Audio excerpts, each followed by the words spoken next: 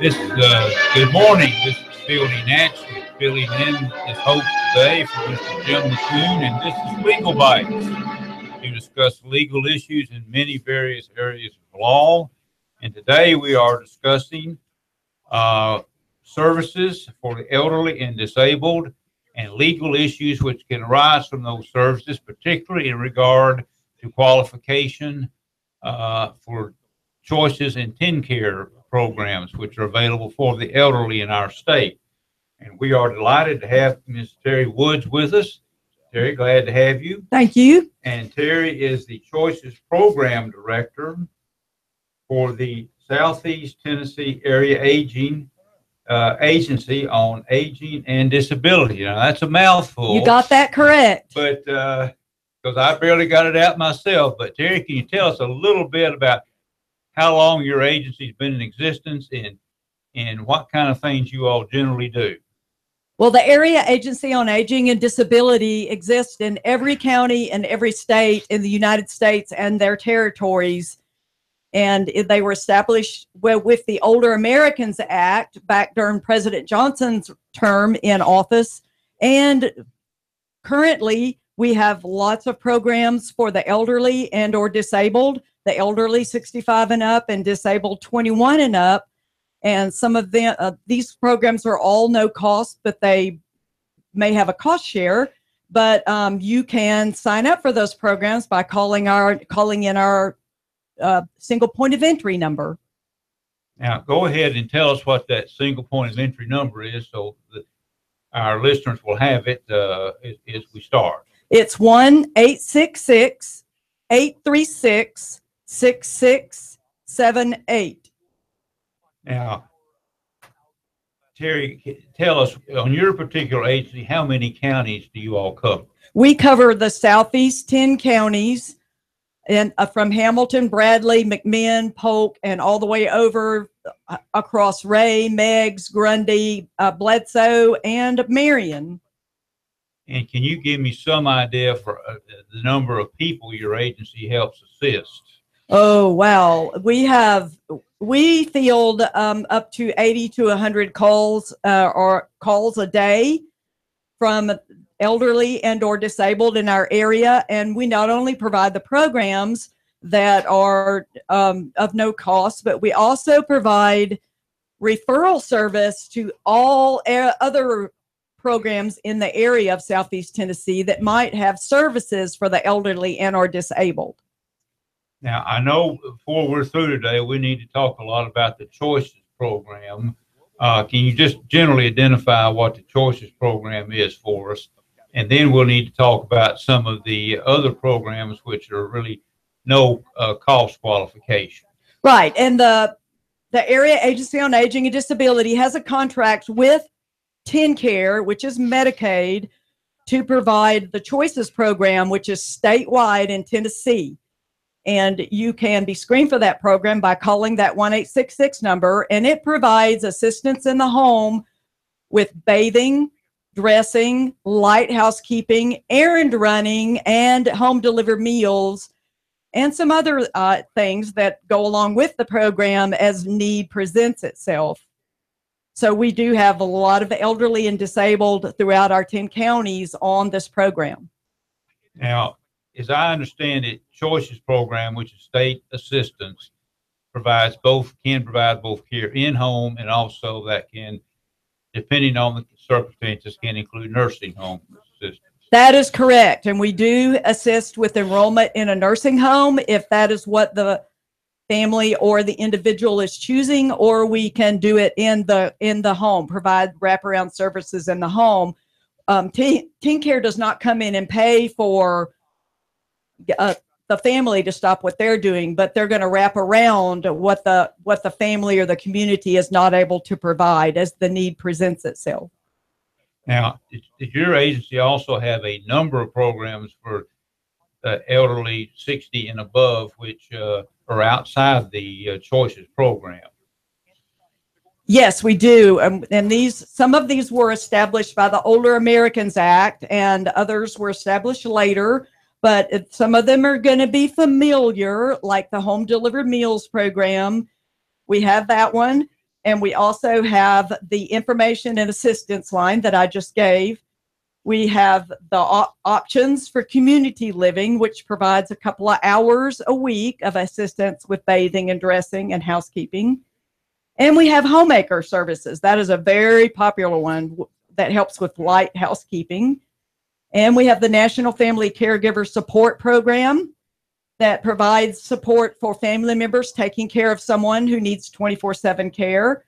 We have the Relative Caregiver Program, which assists grandparents raising grandchildren, which is an increasing trend in the state of Tennessee, unfortunately. And help with Medicare questions like that Medicare D that everybody finds so complicated to sign up for. We also have senior sitters and evidence-based health promotion services programs. Now, are the particular qualifications you need to have for these kind of assistance programs?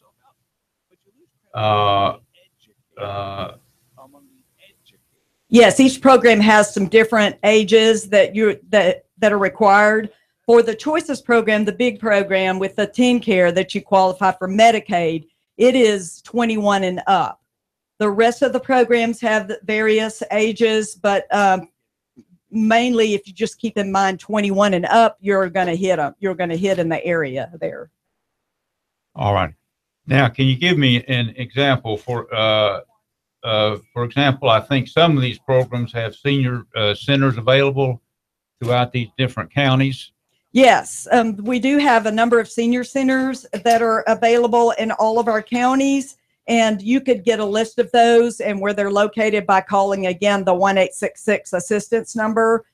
And the senior centers, like there's one at Eastgate, and they do all kinds of activities. And they have a large group of seniors that is part of that community there. And they provide also, there are some congregate meal sites where they can come in for a lunch and Monday through Friday. If any of our listeners have any questions of Terry while we're calling, you can call in. That number here is 423-800-8949. And also the number that you can call for information and assistance at the agency is 866-836-6678. And they will be they're designed to help provide assistance, and they are available. Now, these programs that you've identified, are all of them readily available if people need these various services, or their waiting list? Okay, that's a very good question. With Choices, the big program, there is not a waiting list. However, you need to be able to qualify for Medicaid or have enough physical, and of course have enough physical disability to be able to get on that program.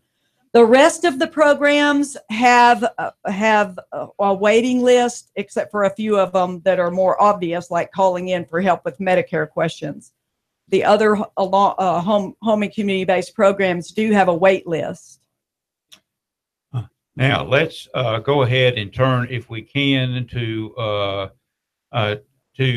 the actual Medicaid program and the Choices program, because I think that's something that takes up the majority of your time, doesn't it? Well, the majority of my time, because I'm the manager of that program in Southeast Tennessee, we have a number of employees who go out including myself, who go out into the counties and actually go into the individual's home to assess them to see if they qualify for Choices. Now, let's just get that. Choices is a Tennessee Medicaid program. Generally, what are the kind of things you have to do to qualify for that program if you or your loved one needs some form of assistance? That's a good question. And we look at two areas: your physical disability, and unfortunately does not include mental health. It's only looking at how physically disabled you are at that point in time. And we also look at your financial situation, and if you're a married couple, the both spouses.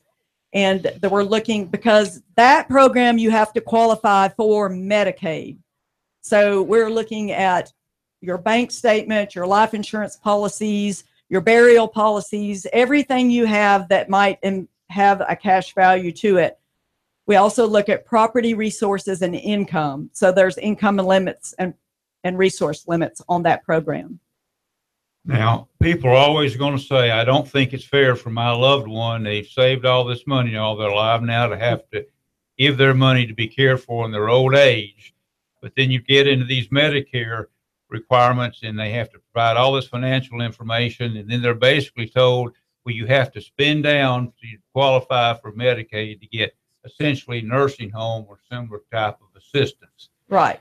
Can you give us briefly some of the qualifications, what assets are protected or not counted, or then generally how much you have to spend down to or reduce your own assets before you would qualify for Medicaid?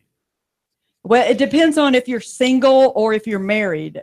If you're married as a couple, they're going to look at the incomes of both spouses. The spouse who is not going on Medicaid can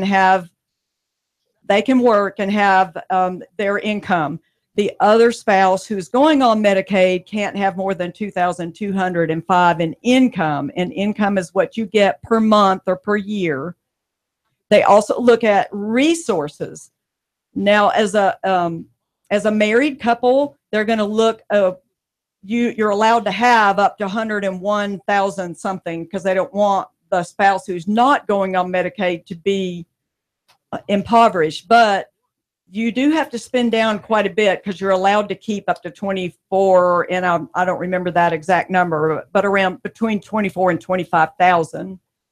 A single person has to be under $2,000 in all resources, not including property, and they have to be under $2,205 in income.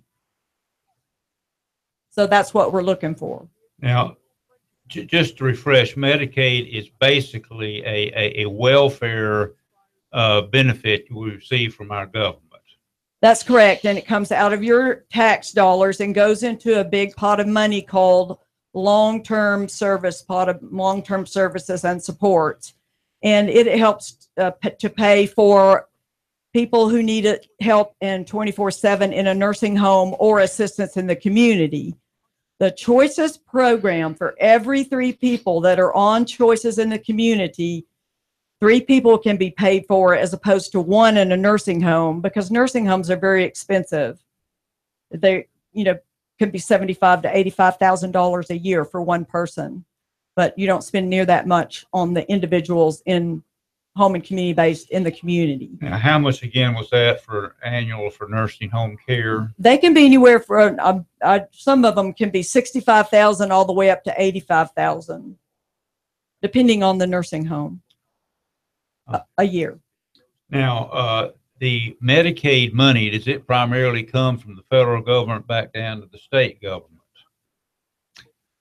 Or is that out of your area of expertise? Since I'm not a real political person, I'll have to let somebody else answer that. But we do get some state dollars, and we do get some federal dollars.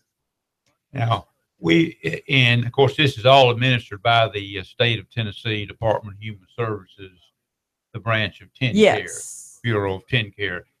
Now, we've had a lot of recent issues about changes to the federal health care. I know this is out of your area, and they keep talking about we're going to reduce the Medicare and Medicaid benefits over time.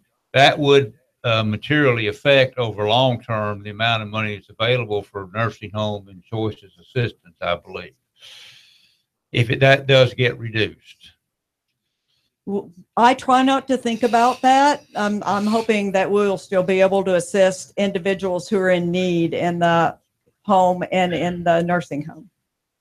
Do you find that because we have a lot of folks in Tennessee who actually reduce all their assets and still have to be on Choices program for basically long periods of time?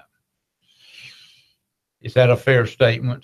Yes. A lot of people, once you go on Choices, you can be on it until you die, move to another state. And everybody needs to know, if you move to another state, your Medicaid needs to end in the state you left, and then you have to apply all over again in the new state. So, but if you die, or if you move to another state, or you go on hospice in a nursing home, because that would be a disenrollment from choices. Those are the reasons, primary reasons, that people are going off, and very few people get better after the point that they go on, because as you heard me say, it's a long-term care program with physical disability. You have to qualify. You first have to qualify physically, and I believe over the last several years that criteria has been made harder to qualify. You have to have a number of physical factors that make you disabled to be cared for outside of nursing homes.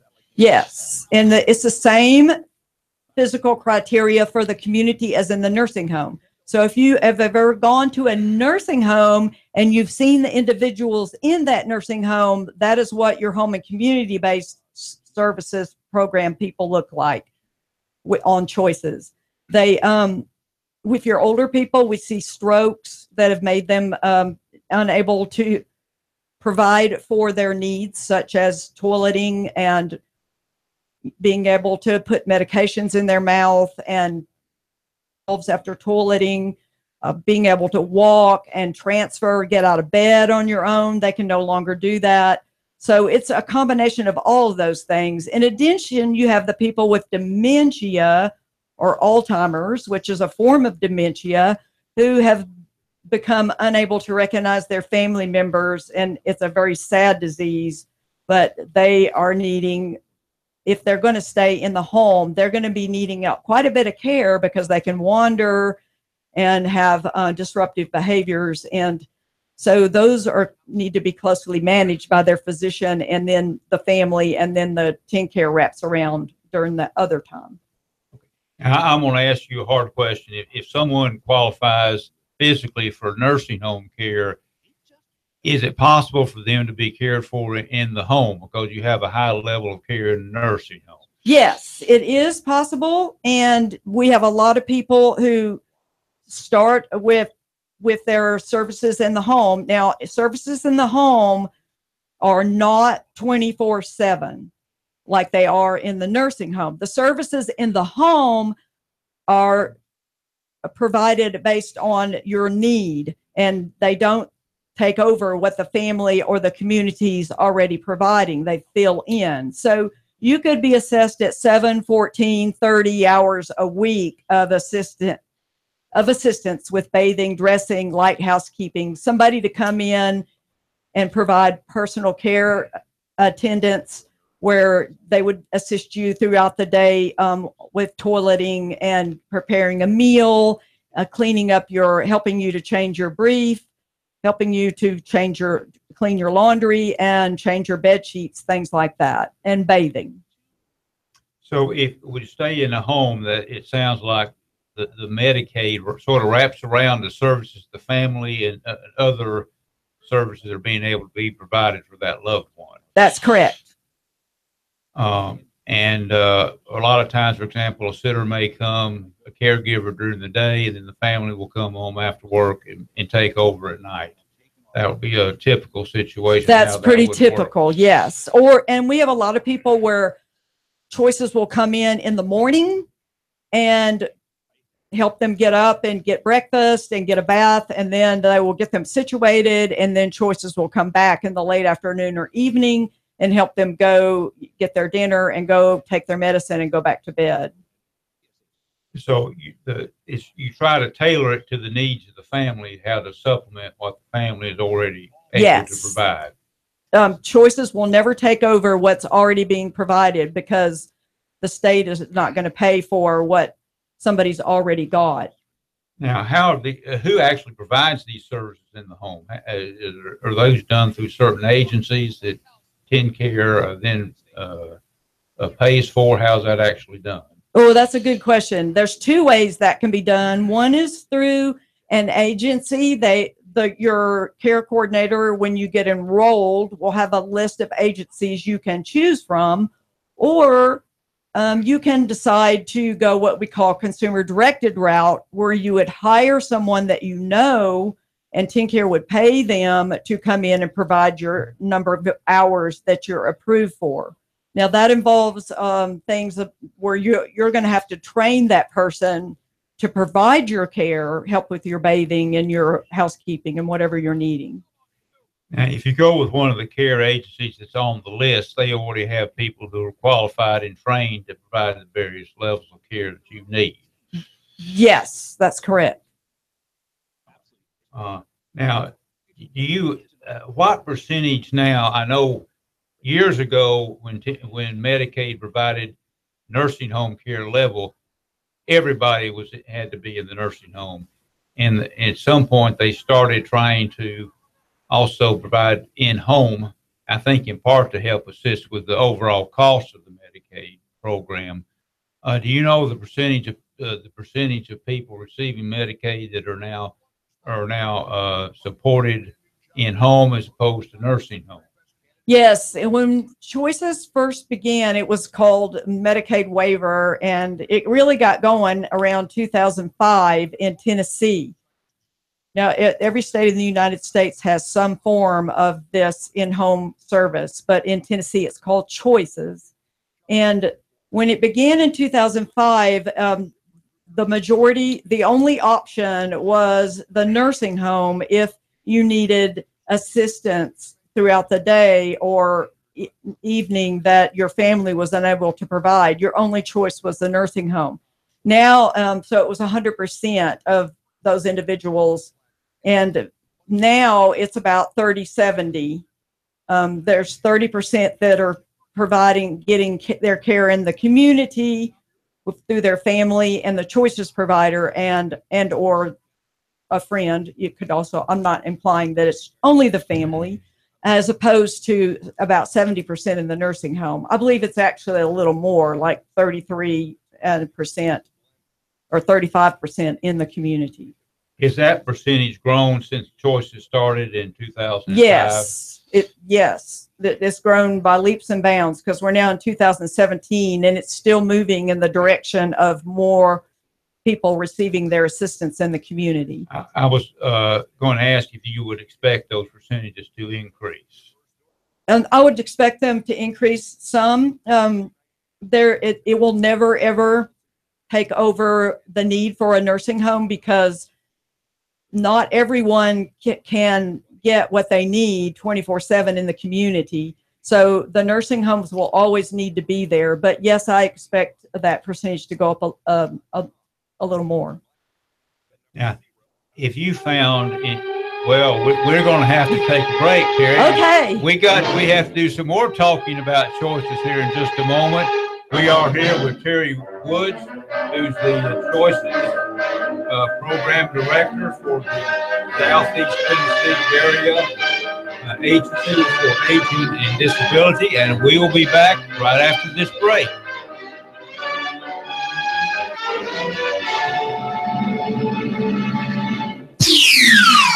The Tennessee Valley's news, talk, and sports leader. Nooga Radio, AM 1240 and 92.7 FM. If you've suffered a personal injury or a loved one was the victim of a wrongful death, give the lawyers at McCoon, Williams, Atchlley, and Stanley a call. Our attorneys can help you or your business with a wide array of challenges to provide you with the highest quality legal services through the combination of our talents, experience, and expertise. If you're hit by business problems or need legal organization, we're here to help. Visit MWALawFirm.com. That's MWALawFirm.com. Give us a call at 423-756-6400. That's 756-6400. In-depth traffic, news, and information. Mornings on Nooga Radio, AM 1240 and 92.7 FM. Expect partly sunny but dry weather out there through your afternoon. High settling into the upper 80s. Tonight, fair, mild lows, upper 60s. For Thursday, some sunshine, highs 87 and 90. Just a slight chance of a late shower or storm, with showers and storms more likely later Friday. McBriar Realty is now Real Living Southern Realty, serving the entire tri-state area. Find your dream home now with Real Living Southern Realty. For their complete listings and more, rlsouthernrealty.com. And I'm Sports Team 12 Chief Meteorologist Patrick Ward. On Nooga Radio, AM 1240 and 92.7 FM. The Tennessee Valley's news, talk, and sports leader. Nooga Radio, AM 1240 and 92.7 FM. McCune, Williams, and Atchlley PLLC offers a full array of legal services to meet the needs of businesses and individuals. Our attorneys represent diverse backgrounds, interests, and legal emphasis, but we share one common goal: providing the highest quality legal services to our clients through the combination of our talents, experience, and expertise. In each case, we strive to tailor those services to meet each client's specific circumstances. Business law, business organization, civil litigation, commercial litigation, conservatorship and guardian law, bankruptcy law, just to name a few. With over 188 years of combined experience, McCune, Williams, Atchlley PLLC is here to help you and your business succeed. MWALawFirm.com. That's MWALawFirm.com. Call 423-756-6400. That's 423-756-6400. This is Thomas DeMoss with Keller Williams Realty. I am a realtor in Chattanooga. We list and sell homes, work with buyers, work with home sellers. I have been involved in real estate for over 10 years. My background is as a real estate investor. That is what I bring to the table, is that real estate investor mindset. My job is to help you sell your house for the most money, employing the best marketing strategy and walking you through what can be a rather stressful process. So we are encouraging people who are on the fence or even thought about selling their house to give us a call. There's no obligation. We're just here to kind of have a conversation, let people know what the process is like, what the market is like, what values they can expect to receive. We work with buyers as well. I also have a buyer's agent that works exclusively with my buyers because we want to give our clients as much attention as we can. My cell phone number is 423-364-0028. Our website is northriverpropertygroup.com. That's northriverpropertygroup.com. We'd love for you guys to call us. I have the best steak selection in town. The name of the business is Don's Meat Shop, and I'm Donnie Raines. Just ask for Donnie. I make over 20 different types of sausages. Most of them are great for grilling. We have the best selection, best quality. We have the hard-to-find items. Don's Meat Shop. Nooga Radio, AM 1240 and 92.7 FM knows your opinion is important. So call 800-8949. Agree or disagree? Call 423-800-8949. 800-8949. Nooga Radio, AM 1240, 92.7 FM, and 95.3 HD4. News, talk, sports. Nooga Radio. The Tennessee Valley's news, talk, and sports leader. Nooga Radio, AM 1240 and 92.7 FM.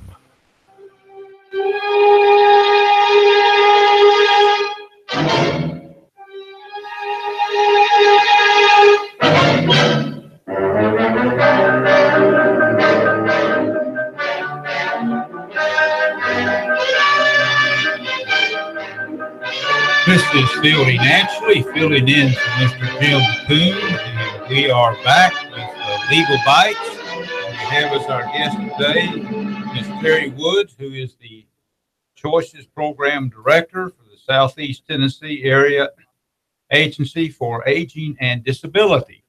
I'm still having a hard time getting all that out, Terry. And we are in the middle of talking about how we qualify and how the various programs for Choices, which is the Tennessee Medicaid program, works. And Terry, we do need to get into some legal issues that you have experienced in this area, and we do need to go back a little bit. And we talked in the first segment about you can only have so much income to be able to qualify for the Medicaid program. If you have too much income, you don't. Now, what do you do if you have more income than the Medicaid qualification? Are you just out, but you still may not have enough income to actually pay for the care you need? Well, there's a trust called the Miller Trust that you can see an attorney, an elder law attorney, and set up to divert the amount of income over $2,205 a month into that trust. And that would take care of the income part. Now we also look at resources, and I went over what the resources have to be under, and basically it's $2,000. You have to be under that much in your all of your money that you have. And then they look at you're also allowed to own a home and a car. So if you don't want your property to be under Tennessee estate recovery, then you need to transfer that property and wait into somebody else's name or sell it and for fair market value and spend that money on your care. And then you wait 5 years after you've transferred a title. Unless you sell it and use the money on your care, it could be whenever you spend that down. So if you get to the point you're too close to within the 5 years to needing services, you basically have to spend your own money down to basically the $2,000 level. Yes. Before you qualify. Correct. And then otherwise, if you do some more advanced planning, sounds like we may have a call. Hang on, let's see if we have a caller. This is Legal Bites. You are on the air.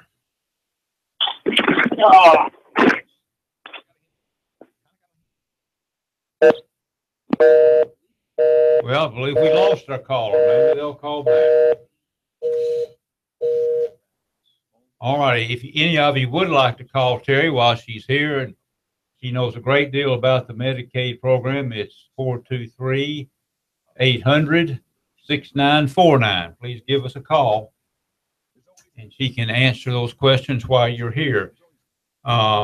If you try to do advanced planning, then you have to figure out how to transfer assets or get them retitled more than 5 years before you're going to need to qualify for Medicaid. Is that basically correct? That's correct. You can transfer the title of your home, and please don't do a quick claim deed over the kitchen table. Do it legally and get the correct name on the deed and get your the tax bill then would come to the new owner, and you need to register it with the courthouse so that the public record shows that the home is no longer in your name. Then you wait 5 years, and the state of Tennessee will not consider your property. Now, if you need to go on Medicaid before you do that, you can sell the property for fair market value. I suggest you do it legally through an attorney. I'm sorry, not through an attorney, through a realtor. Got my mind on attorneys today. That's quite all right. A realtor, and then have that for fair market value, and take the sum that you get from the sale of the home and use it to spend it on your care or things that you need. You're not allowed to give it away or gift it or give it to the church. You can't do things like that and then say, I'm going to apply for Medicaid. Now, of course, when someone comes to your agency to apply for Medicaid, you fill out all these forms. You have to, very detailed, you actually have to send them to Nashville now, I believe, to the state. If someone is, for example, gets caught within that 5 years, they've given away property for not fair market value, and then 2 years later, they have to have nursing home care. What happens to them? Well, if you're trying to be in a nursing home, you're going to have a penalty period in which you're going to have to private pay. And remember, I said nursing home care costs $65,000 to $85,000 a year. And if you're trying to apply in the community for choices, you will be unable to qualify until it has been 5 years since you did that. They consider that an illegal transfer of monies. So a lot of people can really get caught in this period. It needs to be done legally and correctly. And of course, no one ever knows when their disability may be coming along. So everything's always, at best, is guesswork. Yeah, it's a gambling game. So you gamble on when you need to transfer that house. Good luck. And there are a lot of other considerations besides do I need, what are the other people going to do with the house? All kind of things need to be considered. Besides just trying to pre-qualify for the Medicaid. Now, once people get qualified for Medicaid, do they stay qualified forever? Oh, no. Okay.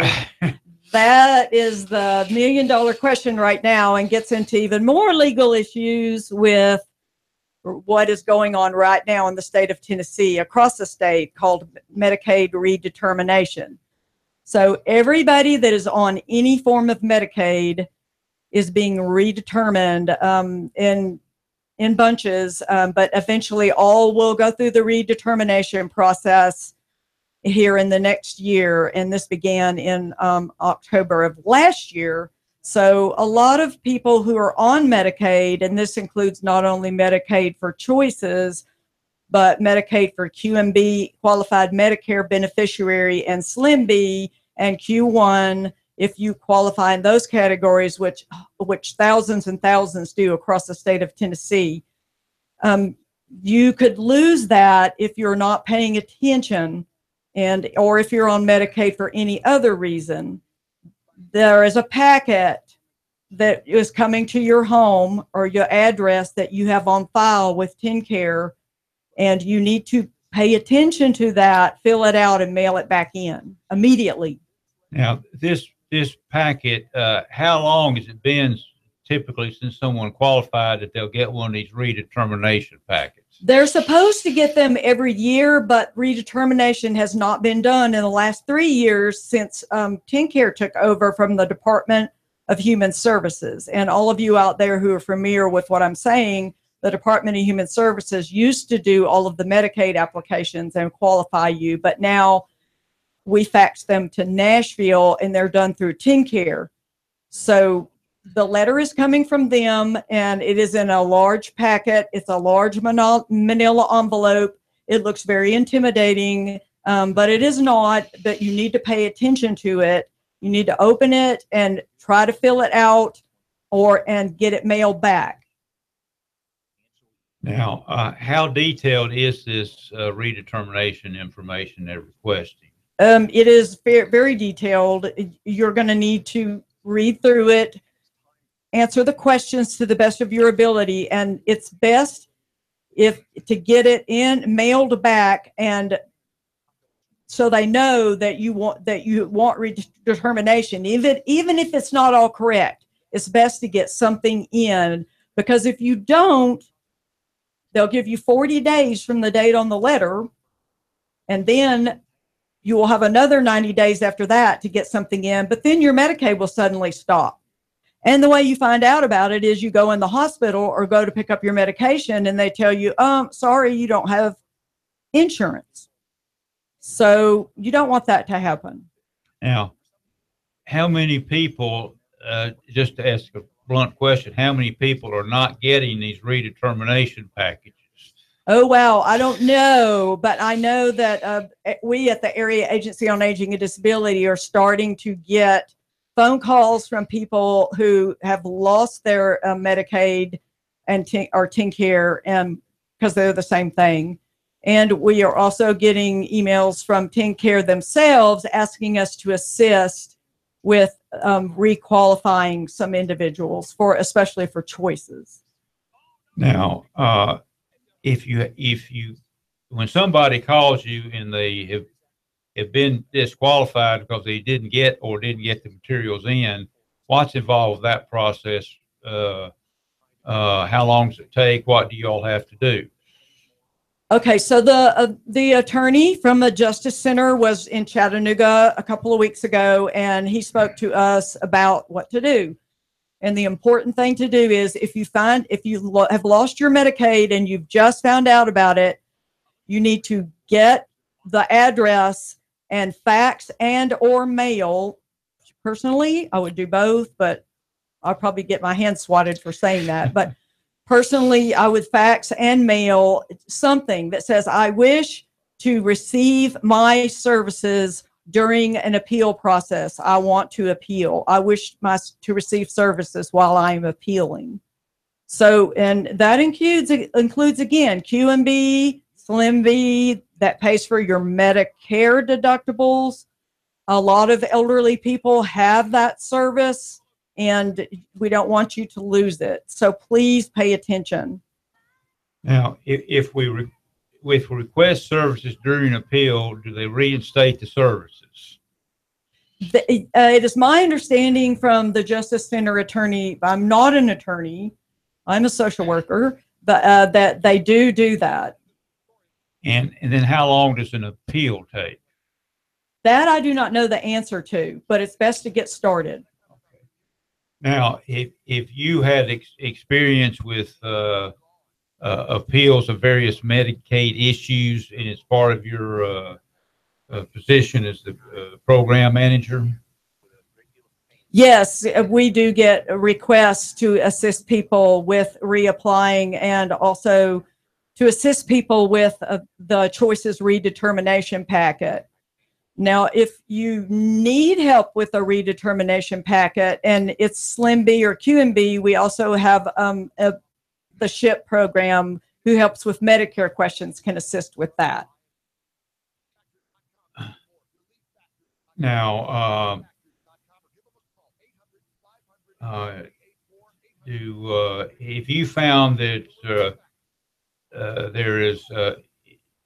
has there been a lot of tend to be more denials and a need for appeals in the Medicaid program, or can you comment on that in the last 2 or 3 years? Oh, I don't know that would be a TennCare question. They could answer that. I know we have appeals that we get requests from TennCare to assist with getting some more information. And we also have denials in which they can appeal. And a lot of times it's surprising you can win if you appeal, but you must decide to do that yourself, and you're going to have to collect the information and get that in to do that. Just for the information of our listeners, are these appeals hearings done by telephone conference? Yes, it's my understanding that most of them are.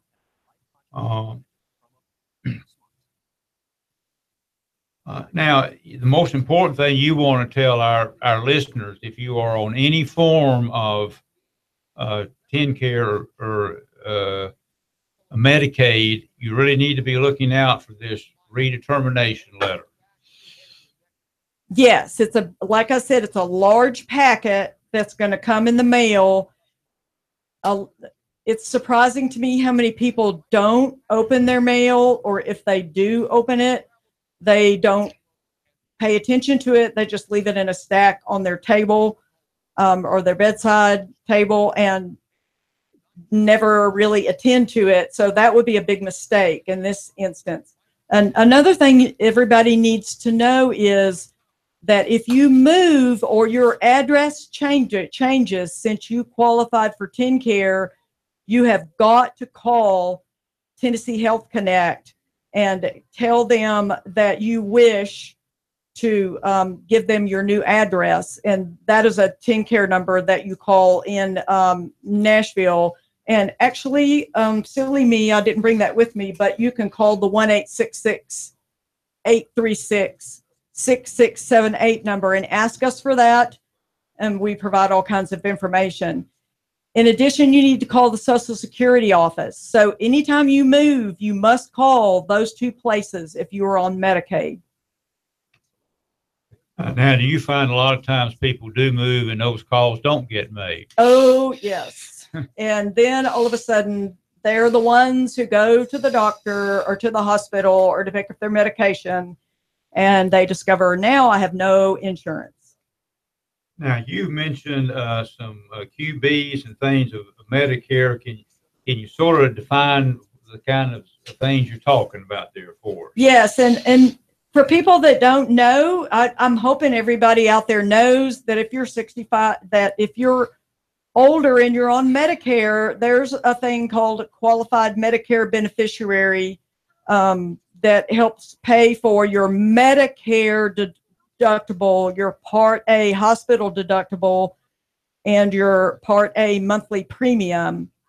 So it can also cover your Part B premium for Medicare.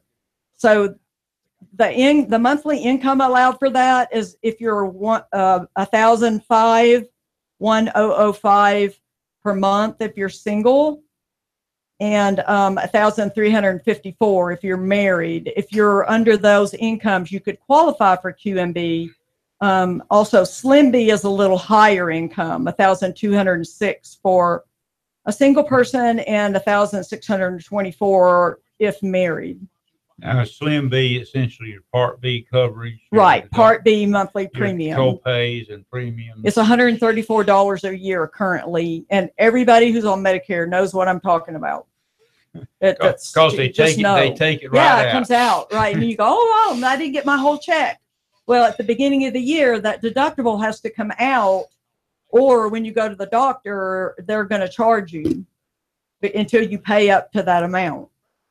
Now, how about co-pays a lot of times on what Medicare does not pay? Is there any assistance for that? If you're on full Medicaid, it is considered secondary insurance to Medicare. So it would help pay for some of the co-pays. In addition, people who do not qualify for Medicaid get Medicare supplement plans to pay for the 20% that Medicare doesn't cover and co-pays. Okay. Now, are there any other of these Medicare supplements that you all handle? We provide information about how to change them or get on them or apply for them. It's the Tennessee Medicaid application to qualify for QMB and Slim B. And we also assist people with Medicare D. That is the prescription drug plan that is required that everyone have when you qualify for Medicare. So in addition to getting your Medicare insurance when you turn 65, you also get, you have to sign up for a Medicare D, and you have to do that yourself. So you want to make sure that you get the right plan, because if you have a medication that one plan doesn't cover, it's going to cost you a lot more. So you want to be on the plan that covers your medications for the least amount of cost.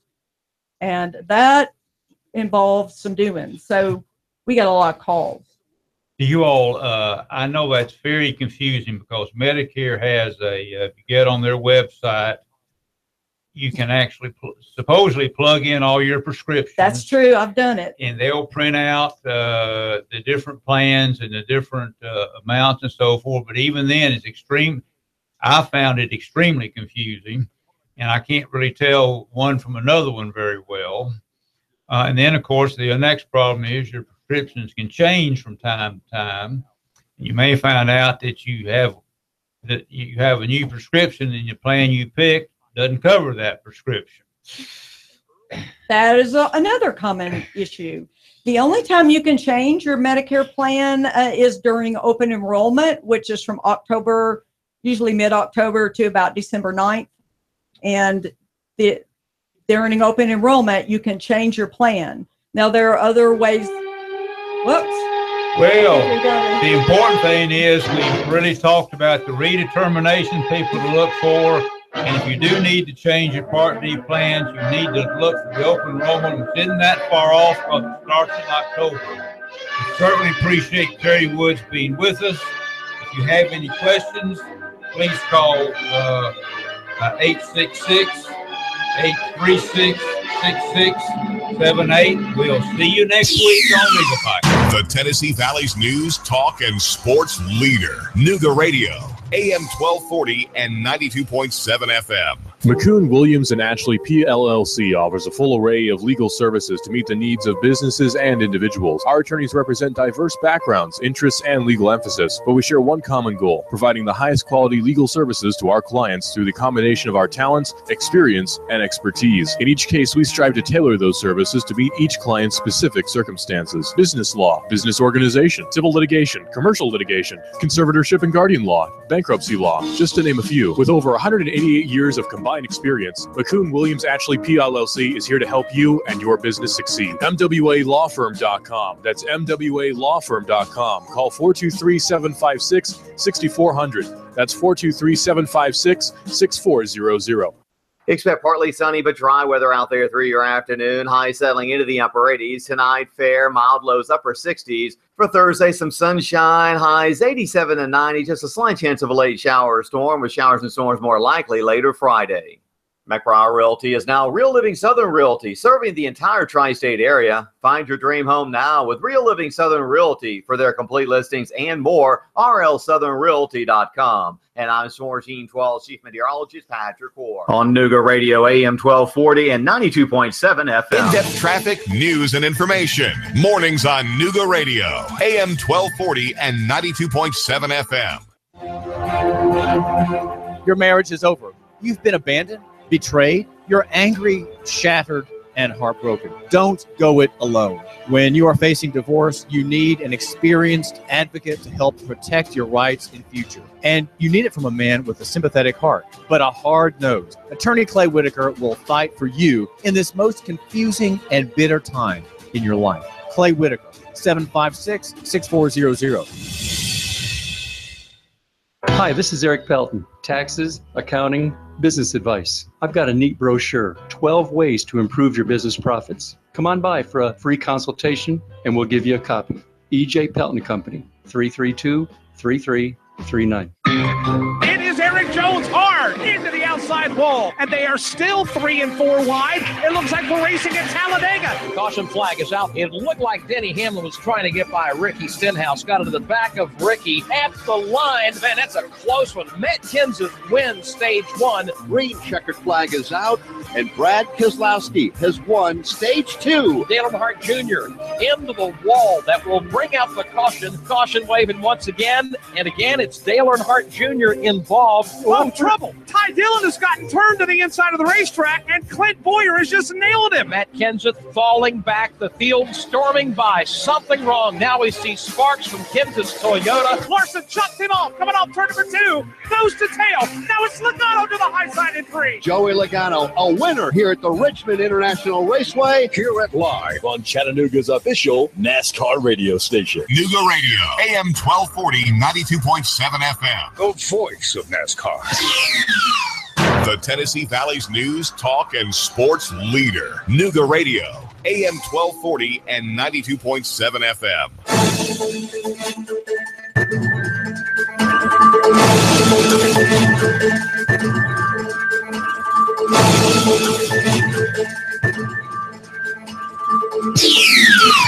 The Tennessee Valley's news, talk, and sports leader. Nooga Radio, AM 1240 and 92.7 FM. If you've suffered a personal injury or a loved one was the victim of a wrongful death, give the lawyers at McCoon, Williams, Atchlley, and Stanley a call. Our attorneys can help you or your business with a wide array of challenges to provide you with the highest quality legal services through the combination of our talents, experience, and expertise. If you're hit by business problems or need legal organization, we're here to help. Visit MWALawfirm.com. That's MWALawfirm.com. Give us a call at 423-756-6400. That's 756-6400. WBLZ HD4 Ottawa. W224AZ Chattanooga. WSDT Sunny Daisy Chattanooga. Yesterday on The Herd. Okay. We just had Greg Cosell on. He'll tell you about Kaepernick. He's not a franchise quarterback. He's not a progression reader. All the great ones are. All the good ones are. He is simply too newsworthy for me to be a backup. Same with Tebow, same with Manziel. A new day in the Herd. Ladies and gentlemen. Ladies and gentlemen. Ladies and gentlemen. Ladies and gentlemen. You guys can laugh at me all you want. This is The Herd. The Herd. With Colin Cowherd. I'm setting the tone. Best show on radio. This is The Herd. Broadcasting live from Los Angeles. The Herd with Colin Cowherd starts now. This is The Herd. Wherever you may be and however you may be listening, live in Los Angeles, iHeartRadio, Fox Sports Radio, and FS1. Christine Leahy is joining me as always. We are at a Wednesday today. Greg Cosell was amazing yesterday. We'll bring him back on the show today. for some college examination. He was amazing yesterday. So that's like a double-decker meat sandwich. It is. Right? You know what? I am, and I'm going to talk about that in 5 minutes. I am a football guy. I am not really into like the periphery of football. Like I like football. I bet football. I talk football. I've got my herd hierarchy. Greg Cosell to me is I could just do hours with him. He's just one of those guests I absolutely love. And I tend to watch if you like him and you like him too. So Charlie Weiss also stops by the show today. I want to start with this though. And it is amazing how this works. I've said this for years and years and years about Michael Jordan, is that Michael Jordan was not only a great player, obviously, but Michael Jordan had this shoe campaign. And, you know, not to say that Magic and Bird didn't have shoe campaigns, but Nike created this Mars Blackmon Michael Jordan shoe campaign, and it was literally a force field of popularity. And when you combine that with Michael Jordan's playing career, literally Michael Jordan punched teammates, infidelity, gambling issues, none of it punches through the force field. Is it Michael Jordan between greatness and titles and the Nike campaign and his iconic stature? It doesn't matter if he was petty at a Hall of Fame speech. It doesn't matter that he got divorced. It doesn't matter about the gambling issues. 10 years after Michael Jordan retired, he was still America's most popular athlete, more than any NFL player. And this happens all the time. We've seen it time and time again. So this is the Brett Favre thing. Brett Favre 6 times in his career threw as many or more interceptions than touchdowns. And if you polled people today, most would say, oh, yeah, he's every bit as good as Brady. He's every bit as good. He's better than Aaron Rodgers. He's better than Peyton Manning. It was the Wranglers, the Razor Stubble, played for America's lovable Green Bay Packers. Popularity is an incredibly powerful thing. And Favre had it, and Michael Jordan still has it. And generally, to be super popular, you also have to be really, really good. So let's start with this. Steph Curry's really, really good. I mean, he's really, really good. But Steph Curry has become the adorable puppy in the NBA. He can do no wrong. So LeBron James had this workout video. You know, you ever see that workout video? It's viral, and LeBron's doing his workout stuff, and the camera's moving around him. And this thing's a couple years old. And, you know, he's just being goofy. He's just being goofy, and it's fun, and it's the world of YouTube, and LeBron's being goofy. So Steph Curry goes to a wedding this weekend and mocks him, and Kyrie Irving is there. And it's like, if LeBron mocks Steph Curry, that would not be taken as well. But Steph Curry, of course. So here's what Steph Curry said, because he got a little bit of heat, and Steph Curry said, oh, I was just joking. I mean, obviously, I didn't know anybody was filming, so when I saw the video, I knew it was going to blow up. It's not something that, if you look at it through the keyhole of just that 20 seconds, you don't really understand what I was doing. I've been, ever since he posted that first video, I've loved it because he made a song that maybe a lot of people wouldn't have known, pretty popular just by posting that video. So he's got me doing the dance. Do you buy that? 50-50. Some do, some don't. But this is what popularity does. Steph Curry, this is like when the puppy chews your shoes. Oh, he didn't know any better. He was a puppy. He didn't know any better. He chewed your shoes up. When Steph Curry took a dump on the court, can you imagine if LeBron did that? Oh, he didn't. Steph Curry didn't know better. He thought the floor was grass. He thought it was the yard. He didn't mean to do that. When Steph Curry threw his mouthpiece, oh, the puppy's just a little riled up. You know, he's teething. The puppy's teething right now. He's going through a little bit of pain.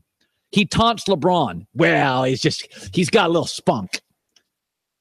He has a force field of popularity. He's likable. He's fun. We're giving him a new nickname on this show.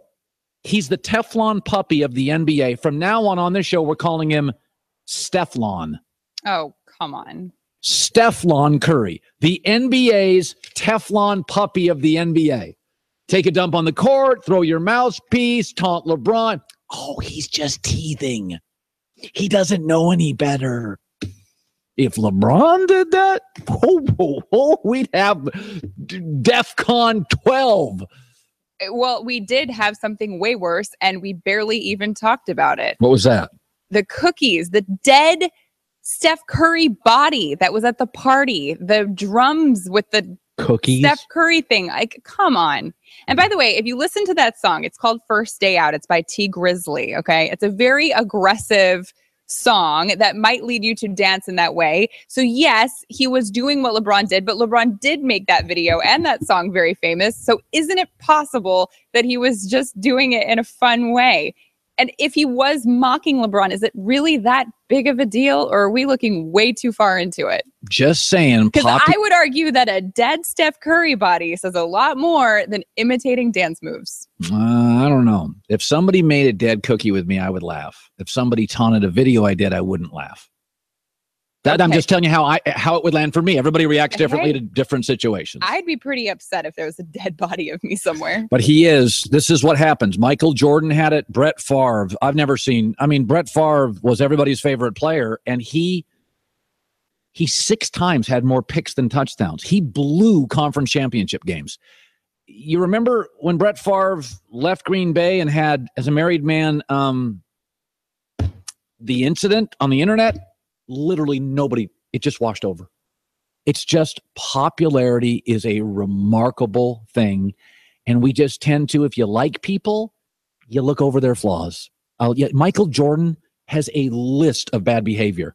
Nobody cares. But I agree with you, but in that case, LeBron is more popular than Steph.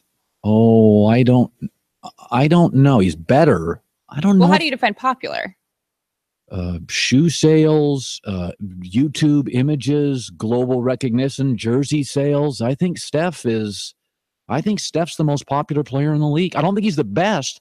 I think he's the most popular. He went to the NBA Finals 2 years ago as the MVP and did not play well. Was not the best guard on the court, and there was no criticism. That is. Listen, man, LeBron has a bad half in the Eastern Conference Finals against Boston. The galaxy exploded. Like, Steph has bad games in the finals.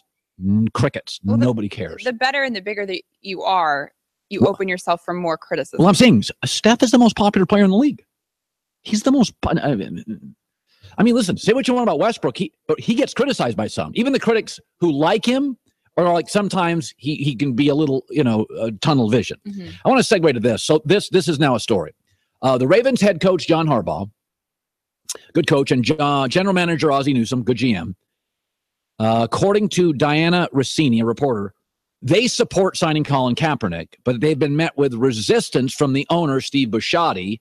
Bisciotti was quoted earlier this week saying he's getting calls from season ticket holders that are like, well, I'll cancel our ticket. So the business owner's like, okay, this is landing differently for me.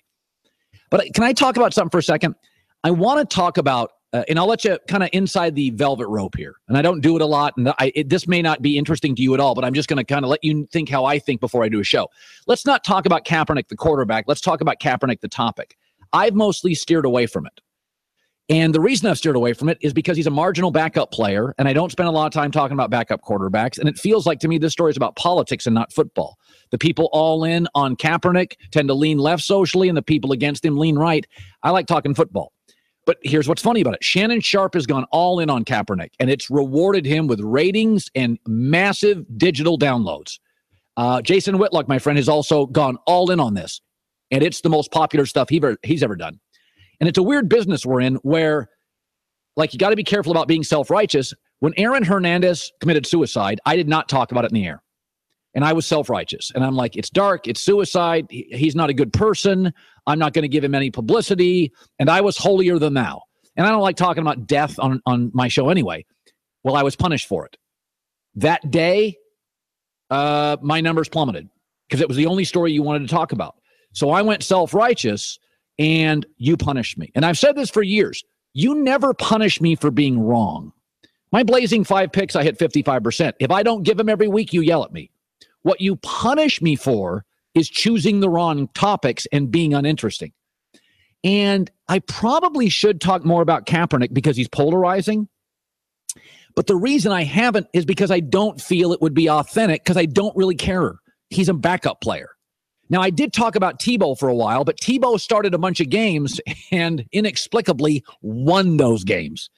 And after he was let go by Denver, my takeaway was guys on like a 7-game winning streak with the Jets, this is going to be interesting. And then he went to New England, and I thought, okay, can't play. Jets couldn't figure him out. Story's done. I got off it. And about the same time, you got tired of it. But Kaepernick, to me, is a fringe player. And the story now, when I talk Kaepernick, feels 90% politics and 10% football. And I got to be honest with you. Kaepernick now never talks. So I have a fringe backup player who never talks, who essentially lets others talk for him. And I don't feel this story is authentic. I think the media is way more interested in this story than the public is. But yet Shannon Sharp loves this story. They've been rewarded. Whitlock loves this story. He's been rewarded. And I'm probably being an idiot because he's polarizing, and that's good for my business. But I saw a story yesterday where the Colts are still expecting Andrew Luck to emerge before week 1 on the PUP list, meaning he could be out and not play. And the others, and immediately everybody's like, ooh, Kaepernick, Indianapolis. And my takeaway is, do I really think people in the Colts offices right now are saying Kaepernick? I do not. So therefore, the story doesn't feel authentic at all. You know what I'd like to talk about today, but I'm not going to? Deshaun Watson, Bill O'Brien, coach of Houston, has come out to say that Clemson quarterback everybody doubted, he's like way better than we thought. And that was the kid I said before the draft, I think that kid can play. I don't know if he's going to be this, but he looks like he can start in this league. He's a lot better than Brock Osweiler. He's a lot more talented than Brock Osweiler. He got better feet than Brock Osweiler. Got more wins than Brock Osweiler. Brock Osweiler couldn't win big in college. So, this is just kind of behind the curtain on Kaepernick. Forget the quarterback thing. One of the reasons I've avoided this topic is it just doesn't feel authentic. But you know what? You guys, I'm looking at all the downloads and the numbers and the Facebook and the digital, and the people seem to be, you say you don't like it, but you're consuming it. So in the end, I do believe Kaepernick eventually lands on a team because 69 guys last year took a snap as a quarterback. 69 guys last year. 90 threw a pass, but that counts reverses, halfbacks, receivers. 69 guys took a snap. He's one of the 70 best quarterbacks. He's probably one of the best 40 in the country. And my gut feeling is, the Cowboys a couple years ago went down to Kellen Moore. They would take somebody off the street. And I think Kaepernick, I don't know if Baltimore's the best place with their offense in that city and the tension, but I think he's going to play. So anyway, that's just kind of going behind the curtain on this Kaepernick story. Why I've kind of avoided it. And again, I get burned when I get self-righteous. I get burned in this business when I think that's a dumb talk. The American political media was too good for Trump. He's now our president. Like, you got to be careful about not talking about Cap or not talking about Aaron Hernandez, because when I don't, I pay a price. Today, I think there's actual news. John Harbaugh and Ozzie Newsome, according to a reporter, want him or at least support him. And the owner's like, I'm getting calls from suite holders and advertisers. I'm hearing a different voice than the tape you're seeing. I'm hearing from angry people. You're hearing from players. And of course, players like him. So that's where we are today. We have Greg Cosell this hour. He came on yesterday. It's such a meat sandwich. He's going to break down the college quarterbacks. I don't remember a time, and maybe it happened, but we have 3 college quarterbacks this year. And there is real division among NFL people. Who's the best? Everybody believes they're franchise quarterbacks. Every NFL person I have as a contact believes they're all potentially not Bs like last year's draft. They're all A's. 3 new NFL franchise quarterbacks. Don't forget, Breeze may retire, Big Ben may retire, Brady may retire this year or next. So we're going to have a changing of the guard here in the NFL. Big Ben's about done. Brady's about done. Drew Brees about done. Phillip Rivers has 2 more years. He's about done. So this coming draft in the NFL, we got 3 highly A-rated quarterbacks, and Greg Cosell shows us tape on all 3, and I think you'll be really fascinated by it. Coming up next, very, very interesting moment yesterday when an American superstar, and boy, he qualifies as a superstar, fired at Skip Bayless. And I've got some thoughts on this. Very interesting next. Buying tickets can be complicated and confusing, but there's a simpler way to buy with SeatGeek. The smartest, easiest way to get tickets to your favorite team's games. Whether you're spending a day at the ballpark, friends searching for a last-minute deal, buying a gift for a loved one, with SeatGeek, you find them anywhere. With a few taps on your phone, you find seats. Now, not just sports. It's concert, it's comedy, it's theater tickets. It doesn't end just with sports. Every seat is fully guaranteed, and SeatGeek grades every single ticket based on value to help you immediately identify the best seats that fit your budget. Best of all, my listeners get $20 off their first SeatGeek purchase. Download the app, enter the promo code HERD. SeatGeek, promo code HERD. That gets you $20, not percent, $20 off your first SeatGeek purchase. Hey, it's Ben Maller here. Did you know that the first radio broadcast of a Major League Baseball game happened almost 100 years ago? Here's something else that you might not know that actually is really helpful. TrueCar also helps people get used cars. That's right, TrueCar isn't just for buying new cars. With their certified dealer network and a nationwide inventory of nearly 1 million used cars, you'll enjoy real pricing on actual inventory and a simpler buying experience, whether you buy new or used. Here's something else you might not know. TrueCar users can see what others paid, so they know if they're getting a good deal before buying. They're also more likely to enjoy a faster buying experience by connecting with TrueCar certified dealers. It's how car buying was always meant to be. Get started now and start saving time when you're ready to buy a new or used car. Doesn't matter. Check out TrueCar today. Some features not available in all states. Okay, here we go, people. This is The Herd. Where are you? The Tennessee Valley's news, talk, and sports leader. Nooga Radio, AM 1240 and 92.7 FM. If you've suffered a personal injury or a loved one was the victim of a wrongful death, give the lawyers at McCune, Williams, Atchlley, and Stanley a call. Our attorneys can help you or your business with a wide array of challenges to provide you with the highest quality legal services through the combination of our talents, experience, and expertise. If you're hit by business problems or need legal organization, we're here to help. Visit MWALawFirm.com. That's MWALawFirm.com. Give us a call at 423-756-6400. That's 756-6400. In-depth traffic, news, and information. Mornings on Nooga Radio, AM 1240 and 92.7 FM. Expect partly sunny but dry weather out there through your afternoon. High settling into the upper 80s. Tonight, fair, mild lows, upper 60s. For Thursday, some sunshine, highs 87 and 90. Just a slight chance of a late shower or storm, with showers and storms more likely later Friday. McBriar Realty is now Real Living Southern Realty, serving the entire tri-state area. Find your dream home now with Real Living Southern Realty. For their complete listings and more, rlsouthernrealty.com. And I'm Storm Team 12 Chief Meteorologist Patrick Orr. On Nooga Radio, AM 1240 and 92.7 FM. Essential oils are an overlooked benefit. They're a remedy for allergies, sinuses, headaches, and sleep problems. Aches and pains? Let me help you live a better life. Hi, Loretta Lynn here. It's a free consult.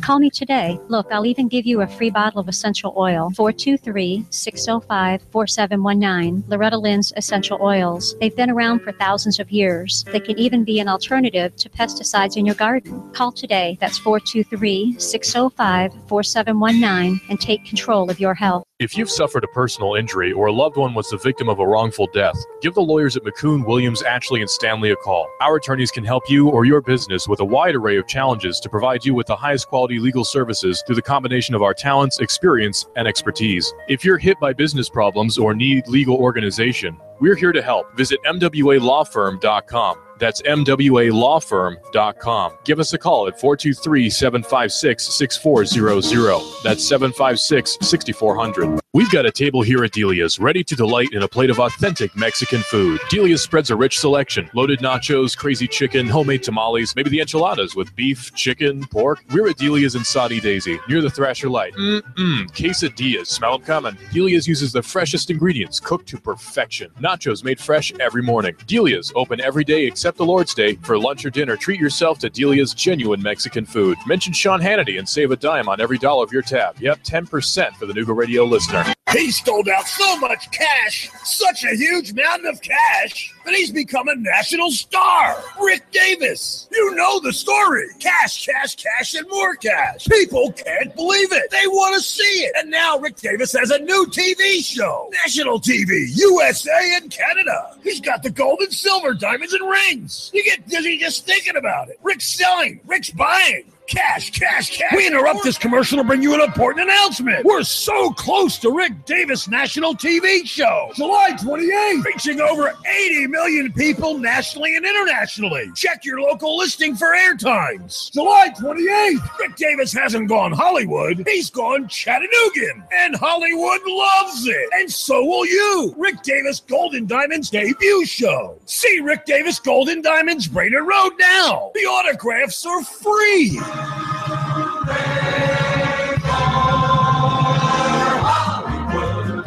Hi, I'm David Crockett, and I'm here with David Tulis, and we're having a little discussion over who's the number one Nooga centrist. If you want to keep up with free market ideas, then read Nooganomics.com. David Tulis, the blogger with the biggest pen. The Tennessee Valley's news, talk, and sports leader. Nooga Radio, AM 1240 and 92.7 FM. Real one intimidate. It's all right here. Don't you know, girl, I am the one for you. I'm the one on Fox Sports Radio. And we're back. It's music time. Broadcasting live from Los Angeles. It's a wonderful thing. And we're back. Back to the herd. It is time to come clean with my audience. With Colin Cowherd. If you're looking to sell your car, there's now a new, better way to do it with TrueCar. Fast and easy, best way to price your car from the comfort of your home, TrueCar.com/trade today. This is kind of interesting. So yesterday, Skip and Shannon on Undisputed doing the show, and apparently, Shannon will go out. He'll really interact with people and yell and scream at the audience, and Skip Bayless just stays off it. He doesn't. He sees his, like I do, his Twitter and Facebook as a promotional tool. He's not going to waste a lot of energy on yelling and screaming. But everybody does it different in our business. Some politicians go back at the public. Some media people do. Some singers. Some basketball players. Kevin Durant was in the news this week for going back at a fan and getting into a situation where he kind of took a shot at LeBron James because Kevin Durant went to social media to talk to a random guy. And Skip Bayless is like, why are you doing that? And that was kind of my question. Like, what are you doing? You're a superstar in America. Like, stay out of the, talking to eggs on Twitter. So anyway, Durant then talked to Skip on social media. He said, hey, Skip, don't forget you're the voice of the people. Just because they disagree with you doesn't mean that you can cut them off completely. Look at your tweets, man. It's just sports talk. It's not life or death. You're taking the easy way out. Smiley face, smiley face. I think that's what you call those. That's why Shannon and I respond to people. It's fun. It's talking. It's sports. We played, so I see why you wouldn't get that. On the other hand, you are right, though. I need to also respond to the positive fans. Thank you and keep repping. Sometimes you got to handle business, LOL. So it was good-natured, and this happened about 24 hours ago. First of all, I think it's always interesting. Skip Bayless has a way of getting athletes to respond. He's relevant, and, I think that's important in our business. But this is funny. So Kevin Durant went to Golden State to win a title, and therefore, so he wouldn't have to respond to any of his critics. And now, more than ever, Kevin Durant is responding to his critics. He's never been more reactionary. He has never been more reactionary. And they used to say this about umpires in baseball, that certain umpires have what they call rabbit ears, like they respond to everything. And an umpire has to be able to deal with, like, just sort of compartmentalize it. Fans can say what they want. Players in the dugout can say, just call balls and strikes. But KD actually admitted that, like, when he went to Golden State, he locked himself in a room for 4 days because he didn't want to hear the criticism. And I was thinking about this. Like, it is amazing that there are 3 or 4 athletes right now that I would put on Mount Crymore, that they respond to criticism at an absurd level. Cam Newton, Kevin Durant, David Price of the Red Sox, and Odell Beckham. That they are incredibly reactionary to random thoughts, media thoughts, marginal criticism. And I mean, I'm kind of fascinated by this, is that Kevin Durant, now I don't think he's as good as LeBron, but you can make the argument that he was certainly the best player in the NBA Finals. He's taking shots at people on YouTube. I find it really interesting. I mean, Cam's reactionary. Odell Beckham got into a fight with a kicking net. David Price with the Red Sox.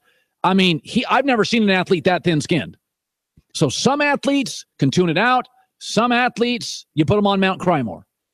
I do think Durant's a remarkable player, and there's nobody happier in the world that he's winning than I am. And by the way, I have never once in my life gone out of my way to get people to respond. I don't really care. If they do, they do.